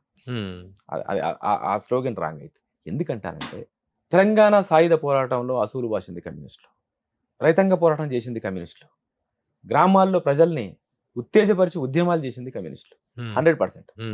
కానీ నా సినిమా కమ్యూనిస్ట్ సినిమా కాదు. నా సినిమా ఒక భూస్వామ్య వ్యవస్థ మీద పోరాటం కాదు. కమ్యూనిస్టులు చేసింది తెలంగాణ సాయుధ పోరాటం భూస్వామ్య వ్యవస్థ మీద, బూర్జువాల మీద, భూమి కోసం, భుక్తి కోసం, విముక్తి కోసం చేశారు. నాది రజాకార మీద పోరాటం. రజాకార వ్యవస్థలు అలాగని కమ్యూనిస్టులు రజాకారమే చేయలేదా? చేశారు. కానీ నేను తీసుకున్న థ్రెడ్లో నేను ఎక్కడ తీసుకున్నా, భారతదేశానికి స్వాతంత్రం వచ్చింది, మాకెందుకు స్వాతంత్రం రాలేదని ఈ ప్రాంత ప్రజలు కొట్టుకున్నారు, ఏడ్చారు, తూడ్చారు, ఫైట్ చేశారు. ఇదేంటి?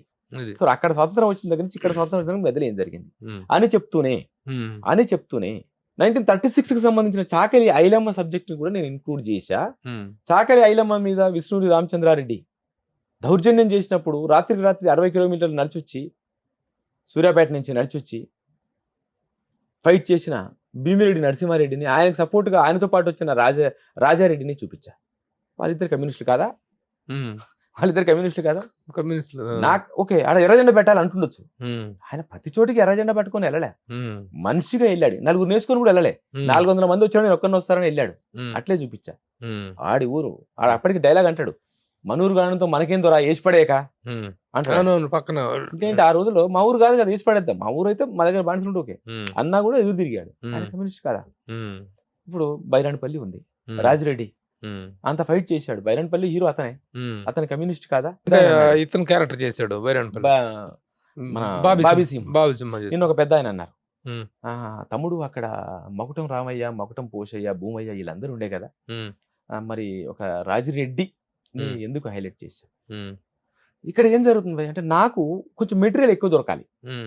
ఓన్లీ ఇప్పుడు మన ప్రభు గారు మధ్యలో ఒక చిన్న ఇంటరప్షన్, నిర్మాత పేరు కూడాను గూడూరు నాగిరెడ్డి, నారాయణ రెడ్డి కాబట్టి ఎక్కువగా రెడ్డి ఇది ఎక్కువగా హైలైట్ చేశారనేటువంటి ఒక ఇది కూడా వచ్చింది. అదే చెప్తాను, దానికి చెప్పండి. అలా అనుకుంటే నేను రెడ్డి కాదు, నేను నాన్ రెడ్డి. ఓకే, ఇక్కడ ఏంటంటే భయ్య రెడ్డిని హైలైట్ చేయాలని కాకుండా చాకలి ఐలమ్మ బీసీ లేడీ, చాకలి ఐలమ్మకి సపోర్ట్ చేసింది భీమరెడ్డి నరసింహారెడ్డి. సో అది నేను చూపించా. అతను ఒక కమ్యూనిస్టు, మా నల్గొండ అతను, నేను ఆయనతో కలిసి ఉన్న రోజులు ఉన్నాయి, నాకు దగ్గరగా తెలుసు. ఎవరైనా ఏమన్నా మాట్లాడినా కూడా నాకు మెటీరియల్ చాలా ఉంది ఆయనతో. నేను ఒక సినిమా చేసేటప్పుడు నా దగ్గర ఒక మెటీరియల్ కూడా ఉండాలి. ఇప్పుడు జర్నలిస్ట్ ప్రభు అని ఒక దగ్గర పేరు వచ్చింది అనుకోండి భయ్య, ప్రభు గారి గురించి నేను సినిమా తీయలేను. జర్నలిస్ట్ ప్రభు గారు మా చెన్నై నుంచి హైదరాబాద్ కి జర్నీ చేశారు, జర్నలిస్ట్ గా జర్నీ చేశారు, దాసరి గారి దగ్గర పనిచేశారు, సినిమా ఫీల్డ్ లో పనిచేశారు, సినిమా చేద్దాం అనుకున్నారు, డైరెక్షన్ సగం చేశారు, కష్టాలు వచ్చినాయి. ఈ కథ తెలిస్తే నేను సినిమా చేయగలను, ఓ పేరు తెలిస్తే నేను సినిమా చేయగలను, చేస్తే నేను రేపు ఆన్సర్ చేయాలి. నాకు అక్కడ రాజిరెడ్డి మ్యాటర్ ఎక్కువ దొరికింది, రాజిరెడ్డి మ్యాటర్ ఎక్కువ దొరికింది. అయితే భూమయ్య నేను పెట్టేవాడిని, పోషయ్యని పెట్టేవాడిని, రామయ్యని పెట్టేవాడిని, లేకపోతే చారి గారిని పెట్టేవాడిని, చాలా ఉన్నారు క్యారెక్టర్లు అక్కడ. కానీ వాళ్ళందరి పేర్లు ఎక్కడ అవకాశం ఉంటే అక్కడ పలిపించాలని ట్రై చేశా. నాకు నా ఉద్దేశం ఏంటంటే, నా పోరాట యోధుని గుర్తు చేసుకోవడం నా ఉద్దేశం, ఏదో రకంగా గుర్తు చేసుకోవడానికి ట్రై చేశా. At the same time Narayana Reddy గారు, ఈ రోజు సినిమాలో బీబీనగర్ బ్రిడ్జ్ పేల్చిన తర్వాత వచ్చే నారాయణ రెడ్డి గారు, గూడూరు నారాయణ రెడ్డి గారు వాళ్ళ తాతగారు, అంతే తప్ప ఈ నారాయణ రెడ్డి గారు జిందాబాద్ కాదు, ఆ నారాయణ రెడ్డి గారు జిందాబాద్. తర్వాత ఈ రెడ్డి గారు నన్ను ఎప్పుడు రెడ్ల గురించి రాయమని చెప్పలే ఆయన. నాకు కథలో ఎక్కడ ఏలు పెట్టలేదు, ఎక్కడ ఏలు పెట్టలేదు. మీలాంటి మేధావులకి వినిపించి ఓకే అంటే ఆయన దిగాడు తప్ప, నిజంగా చెప్పాలంటే ఆయనకు ఇంత అవగాహన లేదు. ఫస్ట్ ఇంత అవగాహన లేదు. వాళ్ళ తాత ఎందుకంటే చిన్నప్పుడే ఆయన గొడవ స్పూన్తోనే పుట్టాడు, మంచి వతందారుల ఫ్యామిలీలో పుట్టాడు. వాళ్ళ తాత చెప్పే మాటలు, వాళ్ళ అమ్మ చెప్పే మాటలు కొన్ని తెలుసు. అక్కడి నుంచి ఎక్కడో పై చదువుల కోసం అటు వెళ్ళిపోయాడు కాబట్టి ఎక్కువ తెలుసుకోవాలి. ఎప్పుడైతే ఈ కథలో దూరారో ఎక్కువ తెలుసుకోవడానికి ట్రై చేశాడు. ఎక్కువ ఈ 2 సంవత్సరాల టైం దొరికింది ఆయనకు, బాగా తెలుసుకున్నారు. కాబట్టి ఏంటంటే ఎక్కడ ఆయన నన్ను, సో ఈ విమర్శలన్నిటికీ you are having your own answers. 100 మంది కూర్చొని నేను డిబేట్ చేస్తాను. ఆర్టిస్ట్ సెలక్షన్ అనేటువంటిది ఈ సినిమాలో వచ్చినటువంటి రెస్పాన్స్ నేను ఎక్కడా చూడలేదు సార్. చాలా గొప్ప సెలక్షన్ ఆఫ్ ఆర్టిస్ట్. ఇన్ని చాయిస్లు తీసుకుంటే కానీ, ఎంత ఫిల్టరింగ్ చేస్తే కానీ, అసలు యాక్చువల్గా మనకి ఇక్కడ హాలీవుడ్లో ఉన్నట్టుగా, ఫారిన్ కంట్రీస్లో ఉన్నట్టుగా కాస్టింగ్ డైరెక్టర్ అనేటువంటి ఒక ఇది లేదు, ఆ సిస్టమ్ లేదు. కానీ ఒక కాస్టింగ్ డైరెక్టర్ అనేటువంటి ఫిల్టర్ చేసేసి ఇస్తే చేసుకున్నంత గొప్ప సెలక్షన్స్ సర్దార్ వల్లభాయ్ పటేల్ క్యారెక్టర్ కానీ, మీర్ అలీ ఖాన్, నిజాం నవాబు క్యారెక్టర్ కానీ, రజ్వీ క్యారెక్టర్ కానీ, ఇక మిగతా అన్ని క్యారెక్టర్స్కి కూడా అద్భుతమైన సెలక్షన్స్ చేశారు. ఎలా పాసిబుల్ అయింది? ఇక్కడ కాస్టింగ్ డైరెక్టర్ అనే పదం వాడారు, నేను రెస్పెక్ట్ చేస్తా, ఆ టీం నేను రెస్పెక్ట్ చేస్తా. ఎందుకంటే ఇప్పుడున్న జనరేషన్కి, ఇప్పుడున్న పరిస్థితులకు కాస్టింగ్ డైరెక్టర్ అవసరం. కానీ మేము అంటే ఇప్పుడు నేను ఏదో ఎంత పెద్ద ముసలోని చెప్పడం కరెక్ట్ కాదు, కానీ రాఘవేంద్రరావు గారు స్కూల్గా మేము ఒక సినిమా చేసేటప్పుడు నేను డైరెక్షన్ డిపార్ట్మెంటే చేసుకునే వాళ్ళం. అప్పుడు కాస్టింగ్ డైరెక్టర్ తెలియదు మాకు, అదేంటి అనేది ఉండేది. మేమే మాకు చూసుకునే వాళ్ళం, సినిమాలు చూసేవాళ్ళం, అది ఇది చూసేవాళ్ళం, మేనేజర్కి ఇది కావాలని చెప్పేవాళ్ళం, వాళ్ళు పిలిచేవాళ్ళు, మాట్లాడేవాళ్ళు, వాళ్ళని టెస్ట్ చేసేవాళ్ళం, మొత్తం టెస్ట్ చేసి డైరెక్టర్ ముందు పెట్టేవాళ్ళం ఒక ముగ్గురిని. ఆయన ఒకసారి చెక్ చేసుకొని ఈయన చెవులు బాగున్నాయి, ఈయన మొక్కు బాగుంది, ఇట్లా ఆయనకి ఈయనకి చెప్పిన తర్వాత ఇది అనేవాళ్ళు అయిపోయాయి. ఇంతేది, ఇది మాకు ఎక్స్పీరియన్స్తో వచ్చింది. ఇక్కడికి వచ్చినాక ఏమైంది భయ అంటే, కొంచెం మేము ఓ మోస్తరు హీరోల దగ్గరని వెళ్ళాం. నేను ఒకటి అడుగుతున్నాను ఇప్పుడు, నిజాయితీగా చెప్పాలి. చెప్తాను.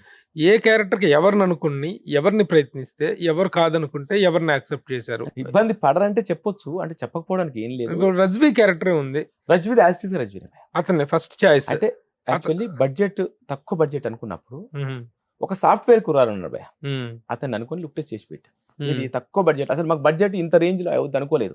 ఓ 7-8 కోట్లే, ఆ 8 కోట్లకే ఫిక్స్ అయ్యి ఉంటే కష్టం కదని ఒక సాఫ్ట్వేర్ కుర్రాడు భయ, అతనికి యాక్టింగ్ పిచ్చి నాకు ఎక్కడో కనిపించాడు, పర్ఫెక్ట్ గా ఉన్నాడు, అతను చేసి పెట్టా.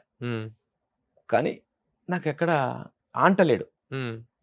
లేదు లేదని ఆయన దగ్గరికి వెళ్ళిపోయి రజ్వీని మాత్రం మనం మంచోని పెట్టాలి, నిజాంని మంచోని పెట్టాలి అంటే ఒకటి తర్వాత ఒక మెట్టు ఎక్కినాక 2వ మెట్టు ఆడడం, 2వ మెట్టు ఎక్కినాక 3వ మెట్టు ఆడడం. ఎందుకంటే ఆయన ఒకటి భయ్యా, అన్నం పెట్టి అమ్మున్నప్పుడు అమ్మ ఆ కూర ఉండే ఈ కూర ఉండే అని 4 కూరలు వండించుకుంటాం, ఉన్న తినిపో అన్నప్పుడు పచ్చడి వేసుకొని తిని ఇక్కడ నాకు అన్నం పెట్టి అమ్మలాగా దొరికాడు ఆయన. కాబట్టి ఫస్ట్ ఏమైంది, రజ్వీ క్యారెక్టర్ బాగుండాలి సార్, మనకు హీరో లేడు, అతనే హీరో అతనే విలన్ అని చెప్పింది. అవునవునవునండి అని వేస్తుంటే మా డైరెక్షన్ డిపార్ట్మెంట్ కుర్రాడెవరో తీసుకొచ్చిన వాటిలో ఇది ఉంది భయ్య, ఇతను ఎవరంటే మన విజయ్ చేశాడు, దేవరకొండ విజయ్, రష్మిక అతను చేశాడు కదా స్పోర్ట్స్ మీద ఏదో ఉంటది సినిమా, డియర్ కామ్రేడ్ అనుకుంటా, డియర్ కామ్రేడ్ అని ఆ ఎండ్ లో ఇతను యాక్ట్ చేశాడు భయ్య. ఎండ్ లో విజయ్ అతన్ని కొడతాడు, ఏమైనా మిస్బిహేవ్ చేస్తాడు రష్మిక, విజయ్ అతని బాత్రూమ్ పెట్టుకుని కొడతాడు. అతని చూడగానే అరే ఇతని బాగున్నాడు, ఇతను పిలవండి ఫస్ట్, ఇతను అతను ఎక్కడ ఉన్నాడో తెలుసుకోండి కానీ మన ఆ టీంకి మనోళ్ళు వెళ్ళిపోయి తెలుసుకున్న తర్వాత ఒకసారి కాంటాక్ట్ చేయండి అని చెప్పి కాంటాక్ట్ చేసిన తర్వాత అతను చేస్తా అన్నాడు. సార్ ఒకసారి రండి అని. ఎక్కడ అతను? ముంబై భయ్య, యాక్చువల్లీ భోపాల్. స్టేజ్ ఆర్టిస్టా? Cinema artist. Article 370 main character. అతను ఆల్రెడీ చాలా చేశాడు, సాయిబాబా క్యారెక్టర్ మెయిన్ క్యారెక్టర్ చేశాడు, మనకి ఎక్కువ తెలియదు. ఈవెన్ నార్త్ కూడా అంత బాగా తెలియదు భయ్య. ఎందుకంటే ఓ రోజు వివేక్ అగ్నిహోత్రి రష్ చూపించా, ఓ రోజు ఫ్రెండ్లీగా వస్తే రష్ చూపించా, అతను ఇతను ఎవరు అని అడిగాడు, బాలీవుడ్ అతను కూడా.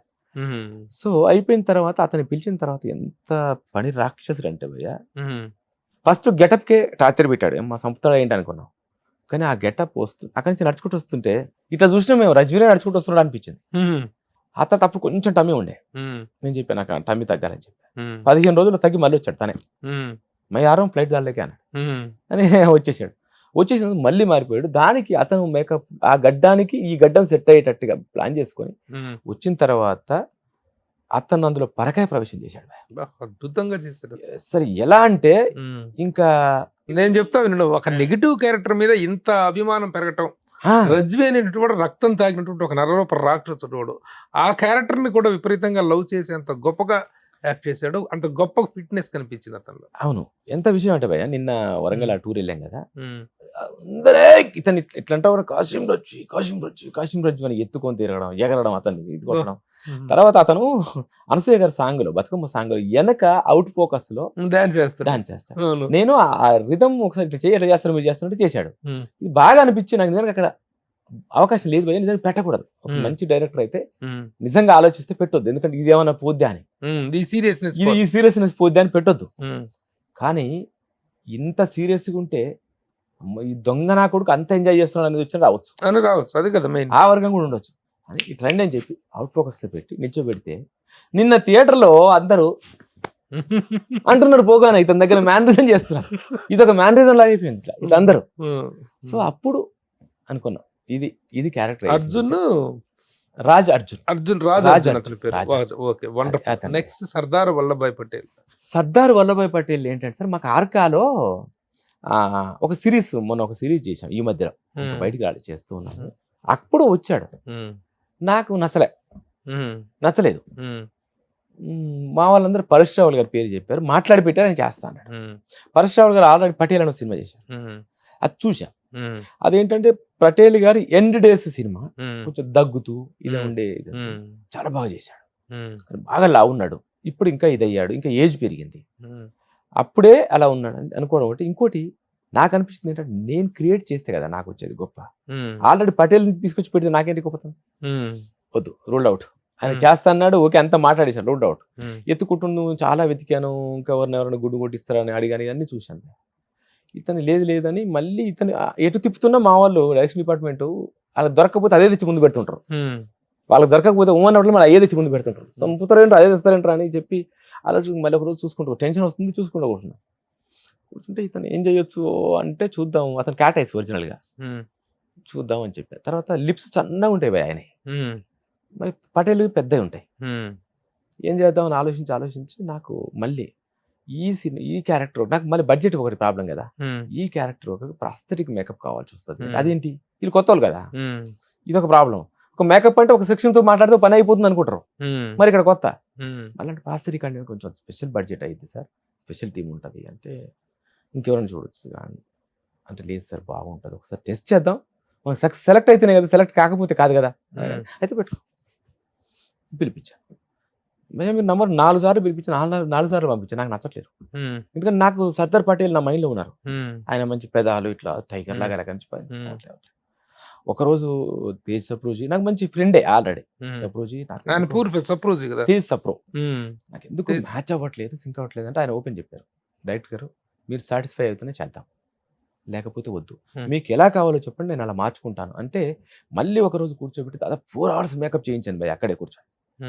ఈ పెదం ఇట్లా చెయ్యి, ఈ పెదం ఇట్లా చెయ్యి, ఈ పెదం ఇట్లా చెయ్యి, ఈ చిక్స్ కొంచెం లాగు అని, ఈ ముక్కులు ఇలా చేసి 2 పెట్టేసి ఇంత కొంచెం లావు చెయ్యి, ఇవన్నీ హెయిర్ కొంచెం ముందుకు లాగు, ఇవన్నీ మినిట్ టు మినిట్ మనం అలా చేసుకున్న తర్వాత చేసిన తర్వాత అప్పటికి 50 marks పడుతున్నాయి అని తీసప్రోజీ అని. అప్పటికప్పుడు రితేష్ అని ఇప్పుడు మిస్రికాల్ వచ్చింది, బాలీవుడ్ రైటర్, అతన్ని పిలిపించి హిందీలో డైలాగ్స్ రాపిచ్చేసి తీసప్రోజీ ఈవినింగ్ జాతే జబ్ ఈ సీన్ కరింగే ఓకే సార్ అని పక్కెళ్ళిపోయి, చిన్న పోరగాడు 10th class పరీక్షకు ఫిక్స్ అయినట్టుగా ఫిక్స్ అయిపోయాడు. ఎందుకంటే తనకు అర్థమైపోయింది ఇప్పటికీ 5వ టెస్ట్ వీడు ఉంచుతాడా, ఈ బొడ్డోడు తీసేస్తాడనే పరిస్థితికి వెళ్ళిపోయాడు. ఆయనతో ఒక సీన్ చేయించాను భయ్య, ఇంకా అట్లా ఉండిపోయా. అట్లా నాకు ఇంకా ఆ సీన్ చేసిన దగ్గర నుంచి ఈ పటేల్ పోయాను, కనుమరుగైపోయాను, ఆయన మైండ్లోకి వచ్చేసారు. ఇప్పుడు నాకు సర్దార్ పటేల్ అంటే ఆయన కనిపిస్తారు, అట్లా ఆయన సెలక్షన్. అక్కడ పెట్టిన విగ్రహం, గుజరాత్ లో పెట్టిన విగ్రహం లాగా ఉన్నాడు నిజంగా సర్దార్ పటేల్. అదిరిపోయింది అసలు సెలక్షన్. ఇంత వర్క్ చేయాల్సి వచ్చింది, సెలెక్ట్ అయిన వ్యక్తినే ఇంత వర్క్ చేయాల్సి, ఇన్ని పరీక్షలు చేయాల్సి వచ్చింది. నెక్స్ట్ మీర్ అలీ ఖాన్ అంటే మీర్ అలీ ఖాన్ తో పెద్ద ప్రాబ్లం వచ్చింది. ఆయనకి ఏమైపోయిందంటే ఆయనకు ఆ జుట్టు కంటిన్యూటీ, గడ్డం కంటిన్యూటీ, మీసాలు కొంచెం ఇట్లా కంటిన్యూటీ ఉంది, నాకు కావాలి. ఆర్టిస్ట్ పేరేంటి? మకరంద్ దేశపాండే. మనకు యాక్చువల్ అతన్ని వర్మ గారు ఇంట్రడ్యూస్ చేసి ఉంటారు నాకు తెలిసి సత్య టైంలో. తర్వాత దండుపాలెంలో మనకు బాగా ఫేమస్, అందులో త్రిపులార్లో కూడా చేశాడు.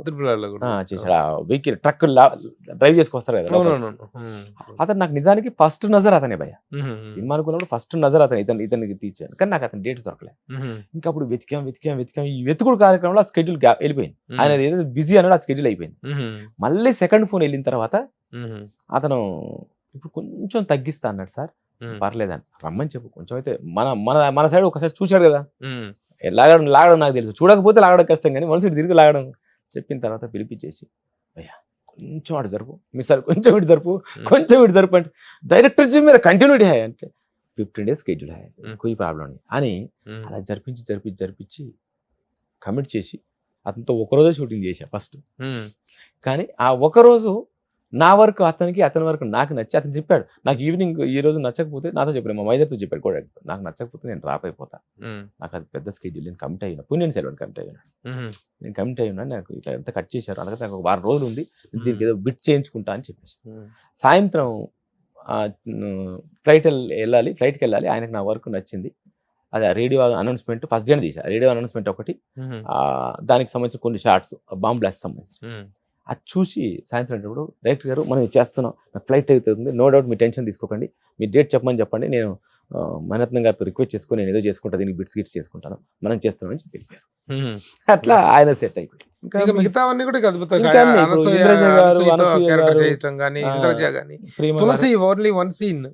తులసి గారు నాకు వచ్చిన ఒక రకంగా పెద్ద ఆర్టిస్ట్ లో మొదటి ఆర్టిస్ట్. ఆవిడ వచ్చిన తర్వాత నాకు ధైర్యం పెరిగింది.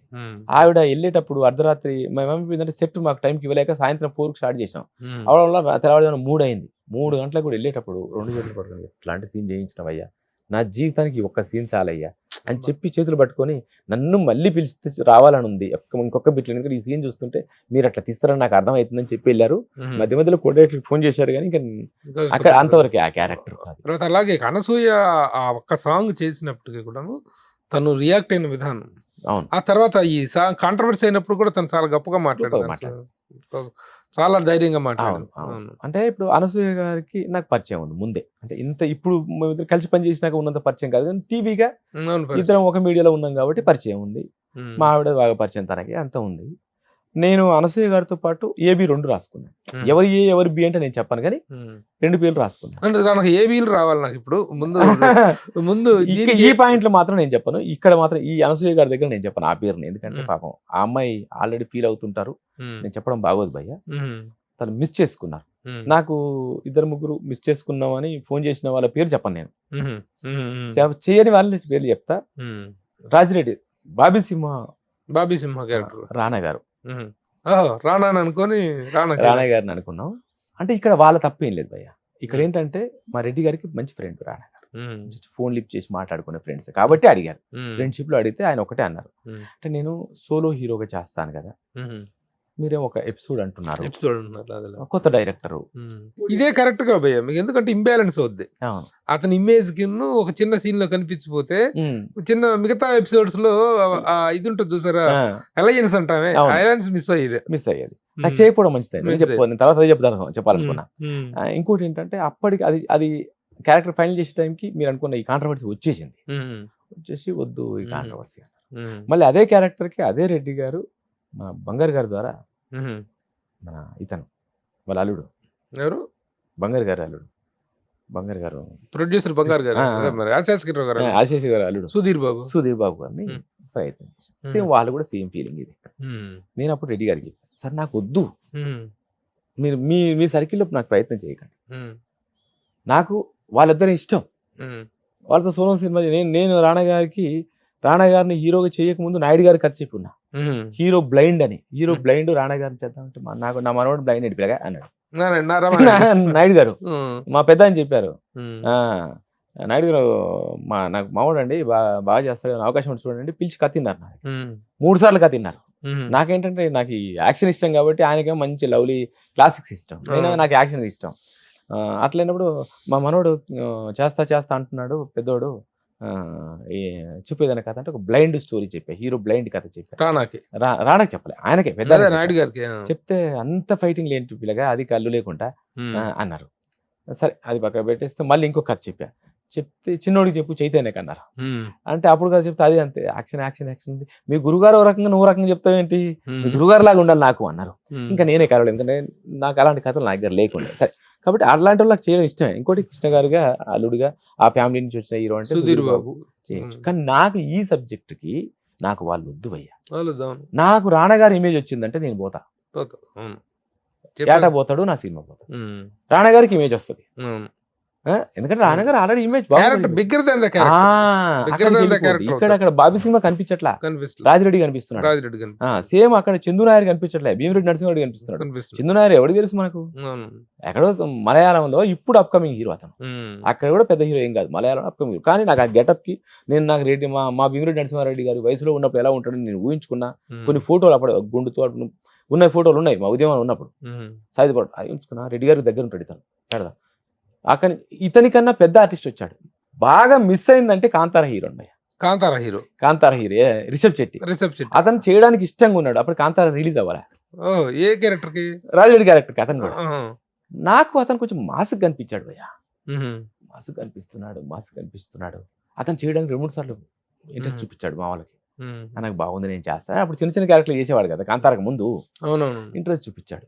అక్కడ అతను నేను మిస్ అయ్యా. అతను ఇట్లా అన్ని మిస్ అయినాయి. బట్ నేను ఒకటే అనుకున్నాను భయ్య, నాకు ఇంద్రజ గారు కనపడొద్దు, ప్రేమ గారు కనపడదు. ప్రేమ గారు ఎప్పుడు వెళ్ళిపోయింది మన దగ్గర నుంచి, ఎక్కడున్నారు ఇప్పుడు. నాకు ప్రేమ గారి ఇమేజ్ కాదు, కానీ ప్రేమ గారి కంటే ముందు ఇంకొకరిని అనుకున్నా. వాళ్ళు కొంచెం హెజిటేట్ చేశారు. ఒకటి నేను వాళ్ళ ఇష్టంతో హెజిటేట్ చేసిన, ఆ ఇష్టంతో హెజిటేట్ చేసిన, ఒక్కసారి వద్దనుకోవడం ప్లస్ గా ఫీల్ అయిన తప్ప మైనస్ గా ఫీల్ అవ్వడం. ఎందుకంటే ఈశ్వరిబాయి గారు, ఆవిడ కూడా టీవీగా పరిచయం కాబట్టి అడిగా. అంటే నిజంగా చెప్పాలంటే ఇవి అడిగినవి అన్ని కూడా పరిచయంతో అడిగినాయే, అవన్నీ రాలేదు. ఏ పరిచయం లేకుండా క్యారెక్టర్స్ తో అడిగినాయి దిగినాయి. ఇంద్రజ గారితో నాకు పరిచయం లేదు, దిగింది. ప్రేమ గారితో నాకు పరిచయం లేదు, దిగింది. బాబీ సినిమాతో అస్సలు పరిచయం లేదు, అప్పుడు సగం సినిమా అయిపోయింది, దిగింది. అట్లా పరిచయం లేనివి నేను ఫీల్ అయినవి కరెక్ట్ దిగినాయి. ఈ సినిమా కంటే ముందు what is the journey of Satyanarayana అంటే, ఏటా సత్యనారాయణ అంటే ఏంటి? రాజమౌళి, ఈనాటి విశ్వవిఖ్యాత దర్శకుడు రాజమౌళి, మీ ఇద్దరు ఒకప్పుడు కొలీగ్స్ ఈటీవీలో. అవును, కాంటెంపరీగా కెరీర్ స్టార్ట్ చేశారు. అవును. ఎట్లా ఆ చరిత్ర ఏంటి? ఆ జర్నీ ఎలా సాగింది? నా జర్నీ తీసుకుంటే భయ్య నేను యాక్చువల్ నేను పుట్టింది నల్గొండ జిల్లా ఒక మారుమూల పల్లెటూరులో. హ్మ్. ఉత్తటూరు అనేది మా విలేజ్. హ్మ్. మా నాన్న ఒక చిన్న చిన్న హౌస్ కాంట్రాక్ట్ చేస్తూ ఉండేవాడు. కొద్దిగా 2 ఎకర్స్ వ్యవసాయం ఉండింది మాకు. హుహు. నాకు 2 అమ్మలు. హ్మ్. మా నాన్నకి 2 భార్యలు. హ్మ్. ఇద్దరు ఓన్ సిస్టర్స్. మా నాన్నే ఆ ఇంటర్‌కి ఎల్లరిక వెళ్ళాడు. మా నాన్న కమ్యూనిస్టు భావాలతో పెరిగినవాడు. కమ్యూనిస్టు భావం. హ్మ్. మా తాత నిజంగా ఇంకా ముందుకెళ్తే మా తాతది మునుగోడు. హుహు. ఈ నైజాం పోరాటంలోనే మునుగోడులో అక్కడున్న ఒక దొరని చంపేసి అక్కడి నుంచి పారిపోయి హ్మ్. మాండ్రా అనే ఇంకో ఊర్లో సెటిల్ అయిపోయాడు మా ఊరు దగ్గర. హ్మ్. నారాయణపల్లి మండలం మాండ్రా. హ్మ్. మాండ్రాలో మా నాన్న, మా బాబాయిలు పుట్టిన తర్వాత హ్మ్. మా తాత చనిపోతే హ్మ్. మా నాన్న వాళ్ళ 2 చెల్లెండ్లకు, 2 తమ్ముండ్లకి ఇంకొక తమ్ముడు ఎక్కడో ఎస్కేప్ అయ్యాడు. ముగ్గురు తమ్ముళ్ళైతే. 2 తమ్ముళ్ళకి ఆయన మ్యారేజ్ చేసిన తర్వాత హ్మ్. ఆళ్ళ నాన్న సంపాదించిన ఆస్తిని తమ్ముళ్ళకు, చెల్లెళ్ళకి సెట్ చేసి ఆయన ఒంటరిగా మా అమ్మ వాళ్ళకి ఇల్లరికం వచ్చాడు. హ్మ్. వచ్చిన తర్వాత మా అమ్మ, పెద్దమ్మని పెళ్లి చేసుకున్న తర్వాత నలుగురు అమ్మాయిలు పుట్టిన తర్వాత అందరూ నలుగురు చనిపోతే చివరగా మా అక్క పుట్టింది నల్గొండలో ఆపరేషన్‌లో. ఆ రోజుల్లో పెద్ద ఆపరేషన్ అనేవాళ్ళు. హ్మ్. చేస్తే పుట్టింది. అప్పటికి 4 ఆపరేషన్‌లు అయినాయి మా అమ్మకి. ఇంకా ఇంకోసారి మళ్ళీ ప్రెగ్నెంట్ అంటే కష్టం. అంటే ఇంటికి వారసుడు కావాలని వాళ్ళ చెల్లినే పెళ్లి చేసుకుంటే, హ్మ్. నాకంటే ముందు నలుగురు పుడితే నేను హైదరాబాద్ జజిఖాన్‌లో నేను పుట్టాను. హ్మ్. ఇది మా ఫ్యామిలీ చరిత్ర. ఓకే. మా పెద్దమ్మకు అంటే అమ్మే అంటాను నేను. మీకు హ్మ్. అర్థం కాకపోతే పెద్దమ్మ అంటున్నా. ఆ హ్మ్. అమ్మకి అక్క పుట్టింది. ఈ అమ్మకి నేను పుట్టాను. హ్మ్. సో, మా అక్క నాకంటే చాలా పుట్టింది కాబట్టి ఇప్పుడు నాకు ముగ్గురు అమ్మలయ్యారు. ఓహ్! ఈ ముగ్గురు అమ్మలు, నాన్న మధ్యలో ప్రేమ ఎక్కువైపోయి నా కొడుకు ఇట్లా కాదు పెరగాల్సింది అనుకోని మా నాన్న ఇమ్మీడియేట్‌గా తీసుకెళ్ళి ఒక ఎస్సీ హాస్టల్‌లో పడేశాడు నన్ను. హ్మ్. మా ఊరికి ఒక 6 కిలోమీటర్స్ డిస్టెన్స్‌లో చిట్యాల గ్రామంలో ఎస్సీ హాస్టల్ ఉంటది. హ్మ్. యాక్చువల్లీ అదే ఊర్లో మా అక్క ఉంటది. మా అక్క సోషల్ వెల్ఫేర్ ఎంప్లాయీ. మా బావ సోషల్ వెల్ఫేర్ ఎంప్లాయీ. హుహు. కానీ ఆళ్ళ ఇంట్లో కేవలం పడుకుంటూ హాస్టల్‌లోనే తింటే ఎందుకంటే ఇక్కడే ఉన్నావు కాబట్టి ఈ ఫుడ్డే తినాలి, ఇలానే ఉండాలి. ఇది అర్థం కావాలి. హ్మ్. సో, అప్పట్లో సోషల్ వెల్ఫేర్ హాస్టల్‌లో ఎట్లా ఉండేదో భోజనాలు మీకు తెలియదు కాదు. అక్కడి నుంచి వచ్చిన తర్వాత 10థ్ అయిపోయే టైంకి ఒక సెవెంత్‌లోనే నాకు అప్పుడేదో 'అంకుశం' సినిమా వస్తే హ్మ్. ఆ ప్రింటింగ్ ప్రెస్‌లో ఒక జర్నలిస్ట్ పరిగెత్తుకుంటూ ఎళ్లి హ్మ్. రౌడీలను తప్పించుకొని ఒక న్యూస్ కంపోజ్ చేస్తాడు. హ్మ్. ఆ కేస్ దాన్ని కేస్ అంటారు. హ్మ్. ఆ అవును. కేస్‌లో ఒక్కొక్క అక్షరం పట్టుకుంటూ ఎట్లా ఇంత గల్లలో ఉన్న అక్షరం హ్మ్. ఎలా దొరుకుతుందని అది నేర్చుకోవాలనుకుంటే 7వ తరగతిలోనే నేర్చేసుకొని 8వ తరగతిలోనే నేను దాదాపు మా మండలంలోనే టాప్ కంపోజర్‌ని అయిపోయా. ఓహో! టపా నేను ఫుల్ పేజ్ 1/4 పేజ్ 1 అవర్‌లో కంపోజ్ చేయగలను. ఓహో! టాప్ కంపోజర్‌ని నేను. హ్మ్. ఆ టైంలో ప్రింటింగ్ ప్రెస్‌లో అలా చేసుకుంటూ 10థ్ వరకు ఫినిష్ చేశా. ఓహ్! 10థ్‌లో ఒకసారి ఎగ్జామ్స్ రాయడానికి డబ్బులు అవసరం పడితే ఎవరో ఫ్రెండ్ ద్వారా ఉప్పరి పనికెళ్ళి హ్మ్. స్లాబ్ వేస్తుంటే తట్టలు మోసేవాళ్ళు అప్పట్లో. హ్మ్. మోసి 10థ్ ఫీజు కట్టుకొని హ్మ్. మా నాన్న డబ్బులు ఇవ్వగలడు. మా నాన్నని అడగొద్దు హ్మ్. అని. మా నాన్న నాకు తెలిసి నా జీవితం మొత్తం మీద నా మీద ఖర్చు పెట్టింది ఒక 4, 5 వేలు ఉంటాయి. హ్మ్. అంతే. హ్మ్. ఒక 4, 5 డ్రెస్సులు ఉంటాయి. హ్మ్. అంతకంటే ఎక్కువ చేసింది లేదు. హ్మ్. కానీ నాకు జన్మనిచ్చి చిన్నప్పటి చదివించాడు. నుంచే చిన్నప్పటి నుంచి. మా ఇంట్లో ఇప్పటికి బ్లాక్ బోర్డ్ ఉంటది భయ్య. హ్మ్. ఇంట్లో గోడకి బ్లాక్ బోర్డ్ పెట్టి చుట్టుపక్కల ఉన్న లేడీస్ అందరూ పిలిచి చదువు నేర్పేటోడు. మా ఊర్లో అందరికి ఏలుముద్రోడొద్దని చదువులు నేర్పాడు. అప్పుడు హ్మ్. అందుకని ఎన్‌కే నరసింహారావు కలెక్టర్ హ్మ్. ఆయన ఎత్తుకుంటూ వచ్చి మా నాన్న ఇస్తే ఈయన వస్తున్నాడని మా నాన్నకి ఎవరు సరిగ్గా ఇన్ఫర్మేషన్ ఇయ్యదు. వేరే ఊరికెళ్తే ఆయన వచ్చిన దాకా 2 అవర్స్ వెయిట్ చేసి ఆయనకు సన్మానం చేసి ఎళ్లారు. ఎవరు? ఎన్‌కే నరసింహారావు గారు కలెక్టర్. కలెక్టర్. ఓకే. అట్లా అది మా నాన్న హిస్టరీ. ఆ తర్వాత ఇక్కడికొచ్చిన తర్వాత ఇంటర్మీడియేట్‌కి వచ్చే టైంకి నేను అప్పుడు మాకు ఎప్పుడైతే ప్రెస్‌లో పనిచేస్తున్నానో ఆ ఓనర్ ఇంట్లో ప్రభాకర్ అంకుల్ ఉండేవాడు. మన ఇప్పుడు ఆంధ్రజ్యోతిలో బ్యూరో చీఫ్ అనుకుంటా. హ్మ్. ప్రభాకర్ రెడ్డి అంకుల్. హ్మ్. అంకుల్ ఫ్యామిలీతో నాకు బాగా పరిచయం ఉంది. అంకుల్‌ని పెద్ద పెద్దాలు కలవడానికి వస్తుండేవాళ్ళు. హ్మ్. అంకుల్ మనాళ్ళ ఇంట్లో కిరాయికుంటాడు. ఇంకా మా ఇల్లు లెక్కనే ఫీల్ అయ్యేవాళ్ళం. మా ఓనర్స్ హ్మ్. ఇల్లు అది. హ్మ్. మా ఇంటి కిరాయికుంటారు. హ్మ్. హ్మ్. ఇది పెద్ద పెద్ద పెద్దగా పెద్దోళ్ళు. వస్తుంది. అంటే ఆంటీ ఉండి అంకుల్ జర్నలిస్ట్ కదా! సో, ఇది మనం అవ్వాలిగా. హ్మ్. హ్మ్. అంకుల్ జర్నలిస్ట్ కదా! అందరూ కలవడానికి వస్తుంటారు. సో, అది మనం అవ్వాలి. అని అక్కడ లోకల్ పత్రికల్లో ఒక కంట్రిబ్యూటర్‌గా స్టార్ట్ అయ్యాను. హ్మ్. నల్గొండలో. నల్గొండలో. హ్మ్. చిట్యాల్లో హ్మ్. ఫస్ట్. సిటీ. ఒక కంట్రిబ్యూటర్‌గా స్టార్ట్ అయ్యి అక్కడి నుంచి వర్తమానం, ప్రజాశక్తి, హ్మ్. మళ్ళీ ప్రజాశక్తి డిస్ట్రిక్ట్ ఎళ్ళిపోయి హ్మ్. అక్కడ ఆంధ్రప్రభ. హ్మ్. ఆంధ్రప్రభలో చేస్తున్నప్పుడు మా ఇప్పుడున్న జకీర్ గారు మా హ్మ్. స్టాఫర్ భయ్య. హ్మ్. జకీర్ గారు, నేను ఇంకా ఫ్రెండ్స్ అందరూ అక్కడి నుంచి జకీర్ గారికి లీవ్ పెట్టి ఇండస్ట్రీ మీద పిచ్చితో ఒక లింక్ దొరికితే ఇక్కడికొచ్చాను. లీవ్ పెట్టి. వచ్చిన హ్మ్. తర్వాత ఇంకా అప్పటికే వారం రోజులు అయింది వెనక వెళ్ళలేకపోతున్నా. లెటర్ రాశా. నేను ఇక్కడికొచ్చాను. హెల్త్ బాలేదు. మళ్ళీ వస్తానని. అది. ఆయనకు తెలుసు ఈడు సినిమా పిచ్చోడు వెళ్ళిపోయాడని. హుహు. అయిపోయిన తర్వాత ఒక ఒక ఒకరినెవరినో నమ్మి వాళ్ళ ఇంట్లో ఉండి వాళ్ళ ఇల్లు కాదు లేదు. వాళ్ళొక ఆఫీసు. నమ్మి ఒక నెల రోజులు ఇబ్బంది పడి, ఆ నెల రోజుల్లోనే హ్యాండ్ ఇచ్చారు బయటికొచ్చేసా. వచ్చిన తర్వాత ఎక్కడికెళ్ళాలో తెలీదు. ఖైరతాబాద్ గ్రంథాలయంలో పేపరేసుకొని పడుకునేవాడిని. హ్మ్. పేపరేసుకొని పడుకుంటే ఎదురుగా వర్తమానం ఆఫీస్ ఉండేది. హ్మ్. మార్నింగ్ పేపర్ వెహికల్స్ వచ్చాయి కదా, వెళ్ళే టైంకి 4 గంటల టక్కున లేచి వెళ్ళిపోయి పేపర్ వెహికల్ వచ్చే టైంకి లోపలికి వెళ్ళిపోయి మన జర్నలిస్ట్ బ్యాగ్ ఉండేది, ఏపీయూడబ్ల్యూ ఆంధ్రప్రదేశ్ వర్కింగ్ జర్నలిస్ట్ బ్యాగ్ ఉండేది నాకు, అందులో 2 డ్రెస్సులు ఉండేవి, తీసుకొని అక్కడ తగిలిచ్చేసి టకటక మొత్తం స్నానం చేసి ఆన్నే ఒక డ్రెస్ ఉత్తుకొని మళ్ళీ బయటకు వచ్చి అప్పుడు తెల్లారేది కాదు, ఇంకా 4 అయ్యేది, వచ్చి గ్రంథాలయంలో అక్కడ ఆరేసి గ్రంథాలయం బయట ఆరేసి అక్కడ పడుకొని లేచిన తర్వాత ఆ పక్క ఉడిపి హోటల్ ఉండేది అక్కడ, రాఘవేంద్ర ఉడిపి హోటల్ ఉండేది అప్పట్లో, అక్కడ టిఫిన్ 2 రూపాయలు ఇస్తే మంచి వడ ఇంతలా ఉండి, ఇప్పటికి ఎదుగుతా కాదు, ఇంత వడ ఇంత ఇడ్లీలు ఆయన్ని రిక్వెస్ట్ చేసుకొని ఒక 3 సాంబార్లు పెట్టుకొని ఒక్కొక్క ముక్క తినుకుంటూ ఇండస్ట్రీలో తిరిగేవాడిని. అప్పుడు ఇండస్ట్రీలో తిరుగుతున్నప్పుడు నాకు ఎక్కడ దొరకకపోతున్న టైంలో మళ్ళీ ఒక రోజు ఎక్కడ నడుచుకుంటూ వెళ్తుంటే కాసుల ప్రతాప్ రెడ్డి గారు టక్కున టచ్ అయ్యారు. ఏంటి ఇక్కడ ఉన్నారంటే, ఇది ఏదో చెప్పకుండా నాకు కొంచెం పని ఉండి వచ్చాను, ఇది ఇక్కడే ఉంటున్నాను, ఇది పర్టికులర్ చెప్పాలి, మీరు ఏదైనా న్యూస్ రాయాలంటే నాకు ఫ్రీలాన్సర్గా రాయి అని సుప్రభాతంకి ఫ్రీలాన్సర్గా రాపిస్తుండేవాళ్ళు. ఆయన ఎడిటర్ ఉండే అప్పుడు ప్రతాప్ రెడ్డి గారు. ఆయనకు నల్గొండలో పరిశ్రమ, అప్పుడు నల్గొండలో హైదరాబాద్ టైమ్స్ అని పత్రిక వచ్చింది, మీకు గుర్తుంది, హైదరాబాద్ టైమ్స్కి స్టాఫర్గా వచ్చాడు అక్కడికి, అక్కడ మేము కలిసి పనిచేసాం. ఆయన ఇక్కడికి వచ్చి సుప్రభాతం ఆయన తర్వాత మా జకీర్ గారు అక్కడి నుంచి ఇక్కడ విజేత వాళ్ళ ఆగ్రో ఫార్మ్స్ విజేత పత్రిక దానికి వచ్చాడు. వచ్చిన తర్వాత నేను సరే ఈ గ్యాప్లో ఇక్కడ ఉండి జర్నలిస్ట్గా చేస్తానని చెప్పేసి అక్కడికి వెళ్తే అక్కడ ఆయన కనిపించాడు. మళ్ళీ నాకు తెలుసు నువ్వు ఇక్కడ సినిమా ఫీల్డ్ తిరుగుతావని, నేను చెప్పినా కదా ఇబ్బంది పడుతున్నాను, లేదు సార్ ఇబ్బంది పడతలేదు, బట్ మన చేతిలో విద్య నాకు అన్నం పెట్టింది, 10 ఏళ్ళు చేశాను నేను జర్నలిస్ట్గా అక్కడ, 10 ఏళ్ళు చేశాను, ఇది ఉంటే చేతిలో ఇక్కడ ఈజీగా ఉంటుంది. కానీ తను ఖైరతాబాద్ నియోజకవర్గం ఉంది, మరకపేట నియోజకవర్గం ఉంది, ఏం కావాలి పక్కలో అడిగితే మా వాడు ఖైరతాబాద్ తీసుకుంటాడు అన్నాడు. నా మైండ్లో అదే ఉంది, ఖైరతాబాద్ అయితే ఏంటి మన ఫీల్డ్ ఉంటుంది. అట్లా తీసుకున్న తర్వాత ఖైరతాబాద్లో తీసుకున్న టైంలో సుఖవాసి హరిబాబు గారని బీజేపీ నాయకుడు గారు, ఆయన నాకు ముందే పరిచయం అయ్యారు, ఇక్కడ మళ్ళీ పరిచయం అయ్యి ఆయన జీవన తీరాలని ఒక సీరియల్ చేస్తున్నారు. ఆ సీరియల్కి నన్ను పిఆర్ఓగా పెట్టుకున్నారు. నిజానికి పిఆర్ఓ అవసరం లేదు, పిఆర్ఓ సీరియల్కి ఎందుకు నన్ను పిఆర్ఓ అని పెట్టుకున్నారు, ఎందుకంటే ఒక జర్నలిస్ట్ని పక్కకు పెట్టుకోవాలి అనే ఉద్దేశం, నాకు అదో పరిచయం కావాలని. ఇప్పుడు రోడ్ నెంబర్ 1లో జీవికి ఆపోజిట్లో, అంటే పక్కకు ఫుడ్ పోస్ట్ ఆఫీస్ ఉంటుంది, దానికి ఆపోజిట్లో ఒక 3 బిల్డింగ్స్ ఉంటాయి గేట్లు, ఆ మధ్య బిల్డింగ్ మా లొకేషన్ గెస్ట్ హౌస్ అన్ని పోయా. అదే బిల్డింగ్ మన రాజీవ్ కనకాల వాళ్ళ ఇన్స్టిట్యూట్ ఉండేది, ఫస్ట్ ఇన్స్టిట్యూట్ ఉండేది, అక్కడి నుంచి అందులో మేము ఆఫీస్ పెట్టి కృష్ణయ్య గారు అనేది మా సుఖవాసి హరిబాబు గారు మామయ్య గారిది అది బిల్డింగ్, గుంటూరు వాళ్ళది, తెనాలి. ఈ మా సుఖవాసి గారు కూడా తెనాలి దగ్గర గోవాడ.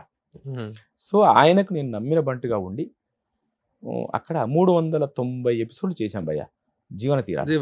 అది second daily serial, Telugu ETV కాదు, తెలుగులో సెకండ్ ఈటీవీ. అప్పుడు డైలీ సీరియల్ స్టార్ట్ అవ్వలే, అంటే దూరదర్శన్ ఫస్ట్ రుతురాగాలు స్టార్ట్ అయింది, రుతురాగాలు ఒక 50 ఎపిసోడ్ తర్వాత ఇది స్టార్ట్ అయింది సెకండ్ డైలీ సీరియల్. ఇది చేస్తున్న టైంలో దీని ఎండ్ అయ్యే టైంకి రాఘవేంద్రరావు గారు హైదరాబాద్కి వస్తున్నారు, టీవీ మీడియా ఎస్టాబ్లిష్ చేస్తున్నారు, ఆయన టీం కావాలట అని మాకు చంద్రశేఖర్ ఆజాద్ గారు రైటర్ చెప్పి, ఇక్కడ అనిల్ కిషోర్ గారు అని అతని ఫ్రెండ్ ఉంటే అతనికి చెప్పి ఇక్కడ అయిపోతుందని పంపించాను. నేను ఒకరోజు కలిస్తే సరే రేపు రా అన్నారు. అంటే నెక్స్ట్ డే వెళ్తే వాళ్ళంతా పట్టించుకోలేను. పట్టించుకోకపోవడం రీజన్ అంటే అనిల్ కిషోర్ గారు పూర్తిగా సినిమా టీం, అవును, ఇక్కడ కావాల్సింది టీవీ స్టాఫ్, ఇతనికి ఏం సంబంధం, అది హైదరాబాద్ వాళ్ళు వచ్చింది చెన్నై నుంచి అని పెద్దగా పట్టించుకోలేదు. అప్పుడు మన మహర్షి రాఘవ ఆర్టిస్ట్ మహర్షి రాఘవ అప్పుడు మాకు వర్క్ చేసేవాడు, అతను చెప్పాడు, చెప్పి నేను రాఘవేంద్రరావు గారికి ఫోన్ చేసి చెప్తాను కానీ ఫోన్ చేసి నా బాధ్యత మీరు పెట్టుకోండి అనగానే రమ్మని చెప్పాను.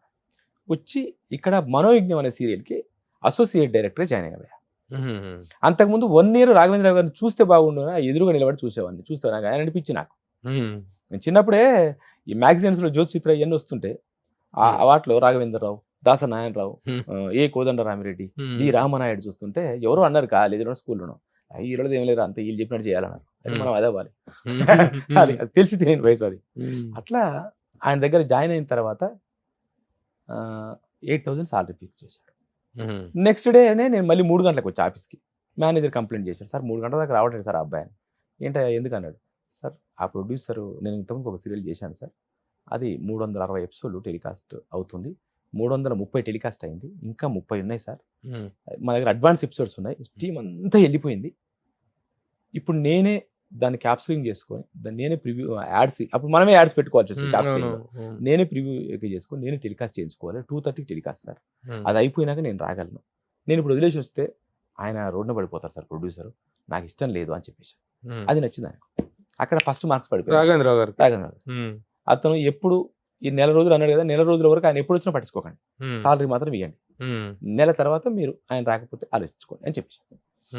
ఆ నెల తర్వాత ఒకరోజు ప్రాంప్టింగ్ చెప్తున్నాను. రోడ్ నెంబర్ 45లో మా గెస్ట్ హౌస్, జయలలిత అంటే వీళ్ళందరూ ఉన్నారు ఆర్టిస్టులు. నేను ప్రాంప్టింగ్ చెప్తున్నాను. డైరెక్టర్ ఇలా షార్ట్ పెట్టారు, నా ప్రాంప్టింగ్ వాయిస్ ఇట్లా చూశారు అన్న అని. మళ్ళీ షార్ట్ తీసి టిఫిన్ చేస్తూ మా వర్మ గారితో, అద్దాలు పెట్టుకున్న కుర్రాడు ఎవరు అని, రాఘవేంద్ర ఇది మర్చిపోయాడు ఈ విషయం. ఇదంతా మర్చిపోయా. అద్దాలు పెట్టిన అదేదండి మనకు అసోసియేట్ చేయలేడు, వెరీ టాలెంటెడ్ అని. అయిపోయింది. పార్లల్ గా మీరన్న రాజమౌళి గారిది శాంతినివాసం జరుగుతుంది, సునీల్ వర్మ గారిది రాజమౌళితో తొలి పరిచయం ఎట్లా? ఇక్కడే ఇంకా. ఇప్పుడు ఆయన అప్పటికి మాకు శాంతినివాసం డైరెక్టర్ డైరెక్టర్ చేస్తున్నారు, నేను ఇక్కడ అసోసియేట్ ని. సో డైరెక్టర్ మనోయజ్ఞంకి సంబంధం. తర్వాత ఇప్పుడు ఆయన ఒక 3 నెలల్లో ఈ మనోయజ్ఞానికి ఇంకో డైరెక్టర్ కావాల్సి వచ్చింది. వీళ్ళెవరు అంటే ఈ పదం అడగడం, వీళ్ళెవరు దాన్ని డీల్ చేయలేకపోతున్నారు. సునీల్ వర్మ గారు ఆ కుర్రాడు చేస్తాడు, నీకు నమ్మకం ఉందా అని సునీల్ వర్మ అంటే నో డౌట్ నమ్మకం ఉంది, నేను కూడా చేయలేను, వాడు చేస్తాడు అని చెప్పేసి వర్మ డైరెక్టర్ అప్పుడు ఒకరోజు అలా మాట్లాడుకుని తర్వాత తెలిసిన నాకు అంత వర్మ గారు చెప్పారు. ఒకరోజు రోడ్ నెంబర్ 45కి వచ్చారు, రేపు నేను రోడ్ నెంబర్ 45 నేను షూటింగ్ చేస్తా అన్నాడు అని. ఆయన వచ్చి అసిస్టెంట్స్ ఒకరేమో అక్కడ ఊరు ఉంటుంది కదా, అది ఏమంటారు, నార్సింగ్ తర్వాత విలేజ్ ఉంటుంది కదా మంచిరేవుల. అప్పుడు మంచిరేవులు అంటే మాకు ఒక దూరం విలేజ్, ఒక అవుట్డోర్ షూటింగ్కి వెళ్ళినట్టు. అక్కడ ఆయన అవుట్డోర్ షూటింగ్ అనిల్ కిషోర్ గారు సెకండ్ యూనిట్ లో ఉన్నారు, ఇక్కడ నేను యూనిట్ నేను డైరెక్షన్ చేస్తాను. ఆయన వచ్చారు, వచ్చి 11 గంటల దాకా 2 షాట్లు తీసి వెళ్ళి కార్లో కూర్చున్నాను. నేను అసిస్టెంట్ ఎవరంటే ఆ కుర్రాన్ని రమ్మని చెప్పి Nagar Khan. Full night editing చేసి ఉన్నా, నేను అప్పుడే ఎడిటింగ్ చూపించి నేను వెళ్ళిపోయిన తర్వాత మళ్ళీ అతను రమ్మని చెప్పిన తర్వాత సార్ టక్కున స్నానం చేసి పరిగెత్తుకుంటే లొకేషన్కి వచ్చాను. రాగానే నువ్వు నైట్ అంతా పనిచేసి వెళ్ళిపోయాను. పర్లేదు సార్ నేను ఉంటాను అన్న తర్వాత ఒక 2 షాట్లు తీసి కారు ఎక్కు కూర్చున్నాను. నేను పరిగెత్తుకుంటూ వెళ్ళి సార్ అంటే అది ఏమీ లేదు, అదే ఇట్లా ఇట్లా ఇట్లా అని వచ్చేసాడు. అర్థం కాలే నాకు, అర్థం కాలే. తర్వాత అప్పుడు కెమెరామెన్ ఉండి ఆయన మిమ్మల్ని డైరెక్ట్ చేయమన్నారు, మీరు చెయ్యండి, మీకు తోచినట్టు చేయండి, నాకు తెలిసి ఆయన మిమ్మల్ని టెస్ట్ చేస్తున్నారు. కెమెరామెన్ ఎవరు? పెద్ద టెస్ట్ చేస్తున్నాడు అన్న తర్వాత సరే పెద్ద అని చెప్పేసి నువ్వు నేనేం చెప్పినా చేస్తా పెద్ద ఇక్కడ అన్నాడు. నువ్వేం చెప్పినా చేస్తా, నేను నన్ను ఎక్కడ వెళ్ళిపెట్టలే, నువ్వు షార్ట్ చెప్పి నేను చేస్తా. పెద్దకు తెలుగు రాదు, అతను కూడా చెన్నై నుంచి వచ్చినాడే అని చెప్పిన తర్వాత షార్ట్ పెట్టిన తర్వాత 3 గంటలకు ప్యాకేజ్ చెప్పి వెళ్ళిపోయాను. వెళ్ళిపోయి అప్పుడే నాకు స్ప్లెండర్ ఉండేది మా కాంపౌండ్, ఇప్పుడు సినిమాక్స్ ఉన్న దగ్గర హట్స్ ఉంటే పెద్ద కాంపౌండ్, మీకు ఐడియా ఉంటుంది. ఆ గేట్లోకి వెళ్తున్నాను, అప్పుడే డైరెక్టర్ లంచ్ చేయడానికి అట్లా వెళ్తున్నారు. చూసి ఏమా ఎక్కడ వచ్చావేంటి అన్నారు. షూటింగ్ ప్యాకప్ అయిపోయింది సార్. ప్యాకప్? అవును సార్ అయిపోయిందండి. కోపం వచ్చేసింది ఆయన, చుట్టుపడేసాడు సీన్ అంతా. నేను సాయంత్రం దాకా టైం ఉంది, అప్పుడు మేము 6 గంటలకే ప్యాకప్ చెప్పేవాళ్ళం టీవీకి కూడా. ఇప్పుడంటే 9, 10, 12 దాకా చంపేస్తారు, కానీ 6 గంటలకు ప్యాకప్ చెప్పేసేవాళ్ళం. కానీ 1 గంటకి చెప్పడం వల్ల ఆయనకు ఇదైంది. నేను లంచ్ చేసి వస్తా, ఎడిటింగ్ చేసి పెట్టాను. టక్క బీటాలో తీసుకుని, అప్పుడు బీటా ఎడిటింగ్ ఉండేది, వీడియో కాకుండా బీటాలో తీసుకుని టక్క ఎడిటింగ్ చేసేసి ఆయన లంచ్ చేసినాక ఒక 1 అవర్ పడుకుంటారు, అది ఒక అదృష్టం. పడుకున్న తర్వాత 3కి ఆయన వస్తారనుకున్నా కానీ అట్లా అనుకుంటూ వస్తానే లుంగి ఇలా సర్దుకుంటూ, లుంగి కట్టుకునేవాళ్ళు, అలా సర్దుకుంటూ అలా వచ్చేస్తున్నారు. వణుకుతుంది భయ, నిజంగా స్వెట్ వచ్చేస్తుంది కాళ్ళ దగ్గర నుంచి. మొత్తం కాంపౌండ్ అంతా పెద్ద పెద్ద డైరెక్టర్లు, అటు రాజమౌళి గారు, అనిల్ కిషోర్ గారు, సునీల్ వర్మ గారు, విఎస్ రెడ్డి గారు, జీసీ శేఖర్ గారు, మా జితేంద్ర గారు, ఇంత పెద్ద డైరెక్టర్లు అందరూ ఉన్నారు. నాకు వదిలేశాడు రాఘవేంద్రరావు గారు. ఇలా చూశారు భయ, ఇలా చూసిన తర్వాత అని చెప్పి ఆ పేపర్లు ఇట్లా పైకి శ్రీసేసాడు, బాండ్ పేపర్స్ ఇలా పైకి శ్రీసేసాడు అంటారు. మన రాజ్ కుమార్ చేశాడు. అది గెటప్ ఏంటంటే మన చండశాసనంలో ఎన్టీఆర్ గారి గెటప్, ఇట్లా జుట్టు ఇలా ఉండి ఇలా ఉంటది కదా, అలాంటి గెటప్. ఇట్లా ఆ షాట్ ఒక 2 సార్లు రిపీట్ చేయి అని లేచి వెళ్ళిపోయారు. అంతే, ఇంకేం చెప్పారు ఆయన కరెక్షన్స్. అంతే, ఆ షాట్ 2 సార్లు రిపీట్ చేయి అన్న. నైట్ అయిపోయింది, నైట్ 9 గంటలకు పిలిచారు. పిలిచి రేపు మార్నింగ్ ఏం షాట్ పెట్టావరా అన్నారు. అప్పుడు నేను ప్లానింగ్ చేస్తున్నా, అప్పటికి కూడా ఏదో ప్రాబ్లం వచ్చి పక్కకి వెళ్ళాడు. ప్లానింగ్ చేస్తుంటే అదే సార్ రాజ్ కుమార్ తీసిన ఉంది, ఝాన్సీ హీరోయిన్, అక్కడ ఝాన్సీ తీసిన ఉంది, మన కుర్రాడు ముక్తానంద క్యారెక్టర్ తీసిన ఉంది. నా ఉద్దేశం అయితే రాజ్ కుమార్ ఎక్సైజ్ చేసి వస్తాడు, ఝాన్సీ ఇచ్చేస్తుంది, ఝాన్సీ లేడీ కదా చిన్నగా వస్తుంది, ముక్తానంద కుర్రాడి మీద చేస్తే పూజ సెటప్ సెంటిమెంట్ ఉంటుంది, అది పెడితే బాగుంటుంది సార్. కాదురా నువ్వైతే ఏం చేస్తావు? అది సార్ ఈ 3 ప్లాన్ చేశా, రెడ్డి గారు ఏం చేస్తే అది సార్. నువ్వైతే ఏం చేస్తావు? అదే ఈ కుర్రాడిది పూజ చేసుకోకు. నాకు ఏం అర్థం కాలేదు. వర్మ గారికి ఫోన్ చేసి సార్ ఇట్లా అన్నారంటే రేపు మా 6 గంటలకు ఆఫీస్కి రాను. ఆయన 6:30కి ఆఫీస్కి వచ్చేస్తారు డైరెక్ట్ గారు. వెళ్ళిపోయాం. అంటే ఆఫీస్కి రావడం కాదు, ఆ రూమ్లో ఫ్రెష్ అయ్యి ఈ రూమ్లోకి వస్తారు. అక్కడే పడుకున్నాం. అప్పుడు ఫ్యామిలీ షిఫ్ట్ అవ్వాలి. వెళ్ళిన తర్వాత నన్ను చూసి ఏంట్రా ఇంకా లొకేషన్కి వెళ్ళలేదు అంటే మా వర్మ గారు తలబడి తోసేసి కానీ టక్కన పెట్ట మీ ఆశీర్వాదం ఫస్ట్ డే కదా, మీ ఆశీర్వాదం తీసుకొని వెళ్ళాడు, వద్దామని వెళ్ళాడు. అప్పుడు అర్థమైంది నాకు. బయటకు వచ్చి ఒక పదం వాడతాను, ఎర్రీ డాష్ అని ఒకటి అంటాడు, డైరెక్షన్ చేసుకో ఈరోజు నువ్వే డైరెక్టర్ అనగానే అట్లా వెళ్ళి మనోయజ్ఞం డైరెక్టర్ అయిన తర్వాత మీ డైరెక్టర్ రాజమౌళి గారిని అంటే ఇవన్నీ చెప్పాను. అంటే మీరు గతం ఏంటని చెప్పి అడిగారు కాబట్టి చెప్తూ ఇక్కడ రాజమౌళి గారికి నాకు ఆయన శాంతినివాసం నేను మనోయజ్ఞంగా డైరెక్టర్లుగా చలామణి అవుతూ ఉండేవాళ్ళం. ఇద్దరం ఎప్పుడు ఖాళీగా ఉన్నా ఎదురుగా హట్ ఉండేది. ఆ హట్లో కూర్చొని మాట్లాడుకోవడం, సాధక బాధకాలు చెప్పుకోవడం, మళ్ళీ చేసుకోవడం అంతే. ఇంకా ఆయన సైడ్ నుంచి నాకు అప్రిషియేషన్స్ ఉండేది. రాజమౌళి గారి సైడ్ నుంచి ఆ సీన్ బాగుందండి, ఈ సీన్ బాగుందండి, చాలా బాగా చేశారండి అని ఈ అప్రిషియేషన్స్ ఉండేవి. కానీ స్టూడెంట్ నెంబర్ 1 తర్వాత రాజమౌళికి చాలా గ్యాప్ వచ్చింది. అవునండి. తన డైరెక్షన్ లో ఒక సినిమా కూడా స్టార్ట్ అయిపోయి ఆగిపోయింది. అవును. రాజమౌళి కెరీర్ లో ఒక సినిమా ఆగిపోవడం అనేటువంటిది ఏంటి ఆ ఎపిసోడ్ ఏంటి సార్? స్టూడెంట్ నెంబర్ 1 అయిపోయిన తర్వాత రాజమౌళి గారికి అప్పుడు అంత పేరు రాలేదు. అంటే డైరెక్టర్ గారు అనుకున్నారు కాబట్టి రాఘవేంద్రరావు గారి పర్యవేక్షణ టీవీ డైరెక్టర్ శాంతినివాసన్ డైరెక్టర్ అట్లే ఉంటది కాబట్టి కొంచెం ఆయన డైరెక్టర్ గారి పేరే ఎక్కువ ఉంది. అయినా డైరెక్టర్ గారు ఏం చేశారంటే నువ్వు బయట ఏం ప్రాబ్లం చేసుకోవాల్సిన అవసరం లేదురా, మనం చేద్దాం అన్నారు. అయితే బయట నాకు చిన్న చిన్న ఆఫర్స్ వచ్చినట్టున్నాయి, ఉన్న పరిచయాలతో ఫ్యామిలీ పరిచయాలు అయినా ఉంటాయి కదా, వచ్చినట్టున్నాయి. కానీ ఇక డైరెక్టర్ గారు చేద్దాం అన్నారు కదా అని ఇక్కడ ఆగిన తర్వాత మా డైరెక్టర్ అబ్బాయి బబ్లు గారు, అంటే మా సూర్యప్రకాష్ గారు, మేము బబ్లు రాఘవేంద్రరావు గారు అప్పటికి ఆయన నీతో సినిమా. సో ఇతనికి స్టూడెంట్ నెంబర్ 1 అక్కడ నీతో రిలీజ్ అయింది. ఇద్దరు కలిపి చేద్దామని ఒక సినిమా ప్లాన్ చేశారు. ప్లాన్ చేసి దాని మీద హార్స్ రైడింగ్ నేర్చుకున్నాడు. మా సూర్యప్రకాష్కి ఏంటంటే ఏ వర్క్ వెళ్తే అది బాగా నేర్చుకుంటారు. హార్స్ రైడింగ్ నేర్చుకున్నాడు ఇక్కడ బుద్ధ్ బంగ్లాలో. అంత అయిపోయిన తర్వాత ఆల్వాల్ రాజాజీ ఇన్స్టిట్యూట్ లో ఒక సెట్ వేసి ఒక 6 days షూటింగ్ చేశారు. చేసిన తర్వాత ఏమైంది అంటే నాకు తెలిసి ఏంటంటే అప్పుడు నాకున్న పరిజ్ఞానం ప్రకారం కొంచెం ఆ బడ్జెట్ మ్యాచ్ అవ్వట్లేదు, ఎక్కువైంది. అంటే ఇద్దరి మీద అప్పుడు ఆ సినిమాకి అయ్యే బడ్జెట్ దాదాపు 8 నుంచి 10 కోట్ల దాకా ఉంటుంది అనుకుంటా. అప్పుడు రాజమౌళి గారికి కానీ మా బబ్లు గారికి కానీ తక్కువ అంత బడ్జెట్ 2-3 అవుతుండొచ్చు. అప్పటికి వాళ్ళకి ఒక 40 lakhs షూటింగ్ ఆ ఖర్చులకి 40 lakhs అప్పుడే అయిపోయింది. అలా బడ్జెట్ వేసుకుంటూ పోతే ఎక్కువ అవుతుందన్న ఉద్దేశంతో దాన్ని పక్కకు పెట్టారు. దానివల్ల ఏమైందంటే కొంచెం రాజమౌళి గారి గ్యాప్ ఎక్కువ వచ్చింది. నెక్స్ట్ కొంచెం గ్యాప్ సినిమా ఆగిపోయింది మధ్యలో. రాఘవేంద్రరావు గారు డ్రాప్ చేశారు. ఓన్లీ 6 days షూటింగ్ అయింది కాబట్టి, అంటే ఎక్కువ ముందుకు వెళ్ళలేదు కాబట్టి ఇప్పుడే ఆపితే బెటర్. మళ్ళీ మధ్యలో ఆపి ఇబ్బంది పడడం కన్నా స్టార్టింగ్ 6 days కాబట్టి అలా ఆపారు. దాని తర్వాత ఇంకా రాజమౌళి గారికి ఒక 2 years గ్యాప్ వచ్చింది. 2 years కొంచెం బాగా ఇబ్బందులు పడ్డారు ఆయన. అంటే ఒక ఇన్స్పిరేషన్ స్టోరీ అవుతుంది. అతను ఇబ్బందులు పడ్డది దగ్గరగా ఉండి మేము చూసినాం. అది నాలాంటి ఎల్లారెడ్డిగూడలో గణపతి కాంప్లెక్స్ ఉంటుంది కదా, దాని బ్యాక్ సైడ్ ఉండేవాళ్ళు. ఒకసారి నాకు ఇప్పుడు గణపతి కాంప్లెక్స్ దగ్గర ఎర్లీ మార్నింగ్ వాకింగ్ చేస్తూ కలిశారు. ఒకసారి ఏంటి పరిస్థితి అంటే, అదే ఇంకా రాధిక గారికి కథ చెప్దాం అనుకుంటున్నాను, నెక్స్ట్ 15th డేట్ ఇచ్చారు ఆవిడ, వెళ్ళి కథ చెప్తాను, స్టోరీ ఒక్కకపోతే సీరియల్ అయినా ఇస్తారు కదా పర్లేదు అన్నట్టుగా ఆయన ఎప్పుడు కాన్ఫిడెంట్గా ఉంటారు. నాకు ఎప్పుడు ఆయన day 1 నుంచి భయ్యా నో డౌట్ నేను స్టార్ డైరెక్టర్ అవుతా అన్న ఇదిలో ఉన్నారు. నాకు ఆ బల్పే ఉండేది, ఆయనకు ఆ ధైర్యం ఉంది. నేను బల్పు అనుకుంటా, ఆయన నన్ను కూడా కాబట్టి ఆయనకు ఆ ధైర్యం ఉంది. సో అప్పుడు అన్నారు ఆయన. అంటే ఆ 15 రోజుల గ్యాప్ లోనే ఈ సింహాద్రి ఆఫర్ వచ్చింది. సింహాద్రి ఆఫర్ వచ్చింది. సో అక్కడికి వెళ్ళలేదు, నాకు తెలిసి రాధిక గారి దగ్గర వెళ్ళలేదు. ఇట్లా సింహాద్రి ఆఫర్ వచ్చింది, కూర్చున్నారు. అప్పుడు ఇంకా అతనికి ఏంటంటే అక్కడ ముందు డైరెక్టర్ గారి పేరు వచ్చింది, మధ్యలో గ్యాప్ వచ్చింది కాబట్టి ఇంకా కసి పెరిగింది. ఆ కసితో ఆయన ఏంటో చూపించాలనుకున్నారు మార్క్, అలా చూపించారు. ఇద్దరు ఒకేసారి కెరీర్ స్టార్ట్ చేశారు. అవును, తన దాంట్లో కొంచెం ముందన్నట్టుగా, ఎందుకంటే నేను అసోసియేట్ గా వచ్చిన తర్వాత ఆయన డైరెక్టర్ గా ఉన్నారు. చేస్తున్నాం, నేను మన డైరెక్టర్ అయ్యా. ఇప్పటి వరకు దాంట్లో ఎన్ని ఎపిసోడ్స్? 10,000 episodes పైగా డైరెక్ట్ చేశారు మీరు? నేను ఒక 10,000 episodes చేశాను. ఏ సినిమా సీరియల్స్? అది ఫస్ట్ సీరియల్ మనోయజ్ఞం భయ్య, సోషియో ఫ్యాంటసీ. అప్పట్లో అసలు గ్రాఫిక్స్ అనేవి ఏం లేవు మనకు, జస్ట్ అవిడ్ అప్పుడే కొత్తగా 4 ఉండేది. అందులో ఒక సఫైర్ అని ఉండేది, 2 layers ఉండేది. దాంట్లో గ్రాఫిక్ ఎపిసోడ్స్ ఒక చేశాను.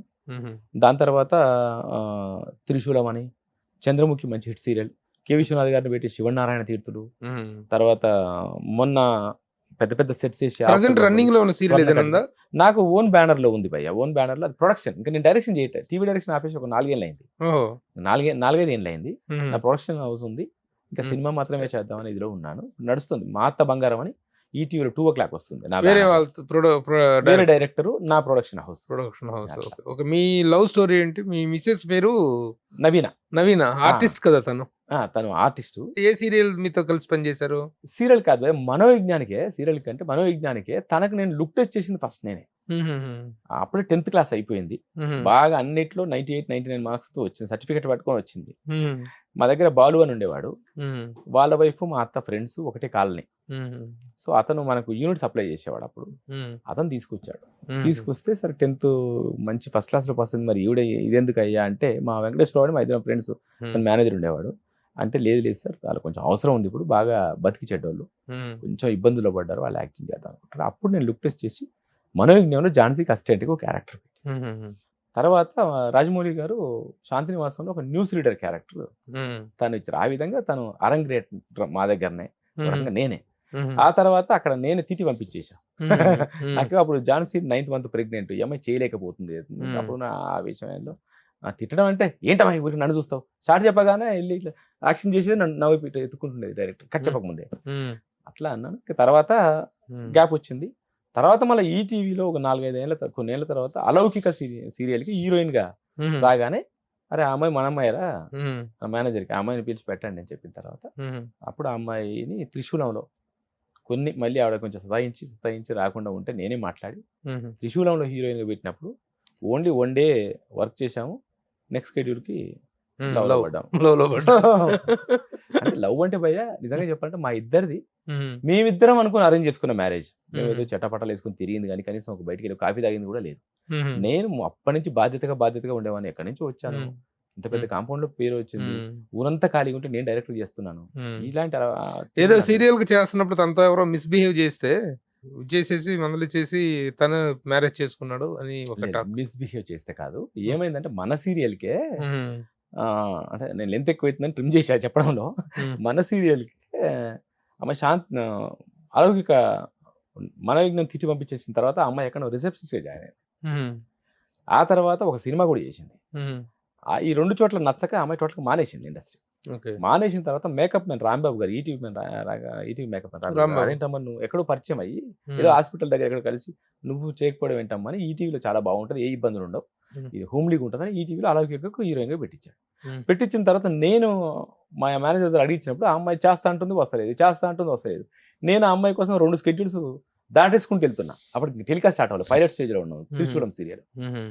చేయట్లయితే మేనేజర్ అడిగి ఏంట్రా అమ్మాయి చేస్తా లేదా, మన షెడ్యూల్ 2 సార్లు ఆపుతాను అంటే, లేదన్నా కొంచెం మన కాంపౌండ్ అంటే భయపడుతుంది, మన కాంపౌండ్లో మీకు అమ్మాయిలు పిచ్చాట అని నవ్వుతూ నాతో వెటకారంగా అన్నాడు. నాకు అమ్మాయిలు పిచ్చేంట్రా, నేను వర్క్ ఎడుచుట్లు ఎక్కడ ఈ రూమ్ కూడా సరిగ్గా వెళ్ళడం అంటే, లేదన్నా కొంచెం రాఘవేంద్ర గారు కాంపౌండ్ ఇట్లా మాట్లాడేస్తున్నారు వాళ్ళు అంటే, ఓ పని చేయి నేను ఫోన్ చేసి మాట్లాడొచ్చా అమ్మాయితో అంటే నేను చెప్తా అన్న. మళ్ళీ తర్వాత చెప్పి రాత్రి అలౌకిక నుంచి వెళ్ళేలోపు 7-8 అయింది. ఇంటికి వెళ్ళగానే మాకు ల్యాండ్ లైన్ ఉంది సార్, నేను మాట్లాడతా అన్నది. అంటే మాట్లాడమని చెప్పరా, ఆ అమ్మాయి ఎనీ టైం ఫోన్ చేయమని చెప్పు అది. ఆ అమ్మాయి ఫోన్ చేసి సార్ అది అన్నది, చూడమ్మా మా కాంపౌండ్లో ఇప్పటి వరకు మా రాఘవేంద్రరావు గారి మీద రూమర్స్ చేసిన వాళ్ళు తప్ప ప్రూఫ్ చూపించిన వాళ్ళు ఉన్నారా? నేను తిట్టాను తప్ప ఇంట్రడ్యూస్ చేసింది నేనే కదా, ఏమన్నా అన్నా మాటలు నమ్మకు, అది ఏమి ఉండదు, నువ్వు రా నేను చూసుకుంటా. మీ అమ్మకి ఒకసారి ఫోన్ అని వాళ్ళ అమ్మకి, వాళ్ళ సిస్టర్కి, వాళ్ళ బావకి అందరికి ఇచ్చిన తర్వాత అప్పుడు మాట్లాడి ఇచ్చిన తర్వాత ఇదేమైందంటే ఇక్కడికి వచ్చిన తర్వాత 1 day షూటింగ్, లాస్ట్ డే ఇంకా షెడ్యూల్ అమ్మాయి నమ్మింది రేపు వస్తాను sir, next last day shooting అయిన తర్వాత షెడ్యూల్ ప్యాకప్ అయ్యింది, కమిట్ చేయించా.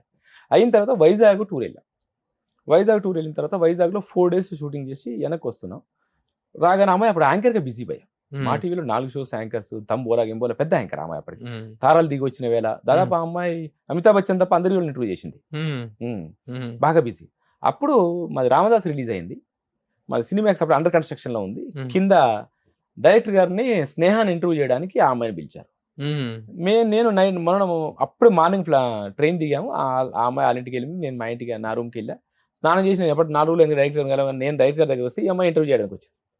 వచ్చిన తర్వాత డైరెక్టర్ ఏం చేశారంటే, టికెట్లు సినిమాకి వెళ్ళండి అని, టికెట్ నీకు ఎన్ని కావాలంటే నాకు ఒక 2 ఇవ్వండి అన్న. నాకు ఎవరు వస్తారు బ్యాచిలర్ని, నాకు పెద్ద ఫ్రెండ్ సర్కిల్ ఏం లేదు, 2 ఉన్నా నా కాంపౌండ్ వాళ్ళే వాళ్ళకి టికెట్లు వస్తాయి కాబట్టి అంటే నాకు 2 అన్న. ఆ అమ్మాయి వాళ్ళ ఫ్యామిలీకి ఎన్ని కావాలని తీసుకుని వెళ్ళింది. మేబీ ఇచ్చిన అతను మా సీను మా డైరెక్టర్ అసిస్టెంట్ ఇచ్చిన బుక్ లోంచి ఒకే దగ్గర ఇచ్చింటాడు. అయితే డైరెక్టర్ చేతిలో నుంచి వచ్చిందో తెలియదు. పక్క సీట్ లో కూడా అప్పుడు ఆతో పాటు వాళ్ళ బావ వచ్చాడు. ఏమీ లేకపోతే కలిసి సినిమాకి వస్తారు, పేరుకు మనల్ని తీసుకొచ్చాడు అని. నిజానికి వాళ్ళ బావని తీసుకొచ్చింది, వాళ్ళ అక్కని తీసుకొచ్చింది, వాళ్ళ అమ్మని తీసుకొచ్చింది. ఇక్కడ నుంచి నేను ఒక్కనే వెళ్ళా. ఆయన 2 టికెట్లు ఉన్నాయి కదా, ఒక్కడే ఎందుకు వచ్చాడు ఏదో అనుకుని వచ్చింది అనుమానించాడు. నిజానికి ఆ అనుమానమే ఆలోచన రేపిందేమో తెలియదు. ఆ అమ్మాయి నెక్స్ట్ షెడ్యూల్లో నేను మళ్ళీ అప్పుడే మా వర్మ గారు చనిపోయారు కదా, వర్మ గారు చనిపోయారు. నేను ఆయన దినాలకు వెళ్ళి విజయనగరం వెళ్ళి వస్తుంటే ఫోన్ చేసి వాక్మెన్ ఆన్ చేసింది. అప్పుడు నువ్వు అంటే నాకు ఇష్టం అనే సాంగ్ బాగా సక్సెస్ఫుల్ సాంగ్ ఉండే. అది వినిపిస్తుంటే ఏంటి అంటే ఇంత నీట్గా వాక్మెన్లో పెట్టి నాకు అర్థం కాకపోతే ఏంటి, ఇంకెలా చెప్తారు ఆడపిల్ల అని చెప్పిన తర్వాత అప్పుడు లేదమ్మాయి నేను కూర్చొని మాట్లాడుకుందాం అని చెప్పి ప్రియా అని ఒక ఫ్రెండ్ ఉండేది, మ్యారీడ్ కపుల్స్ మూతినగర్లో ఉండేవాళ్ళు.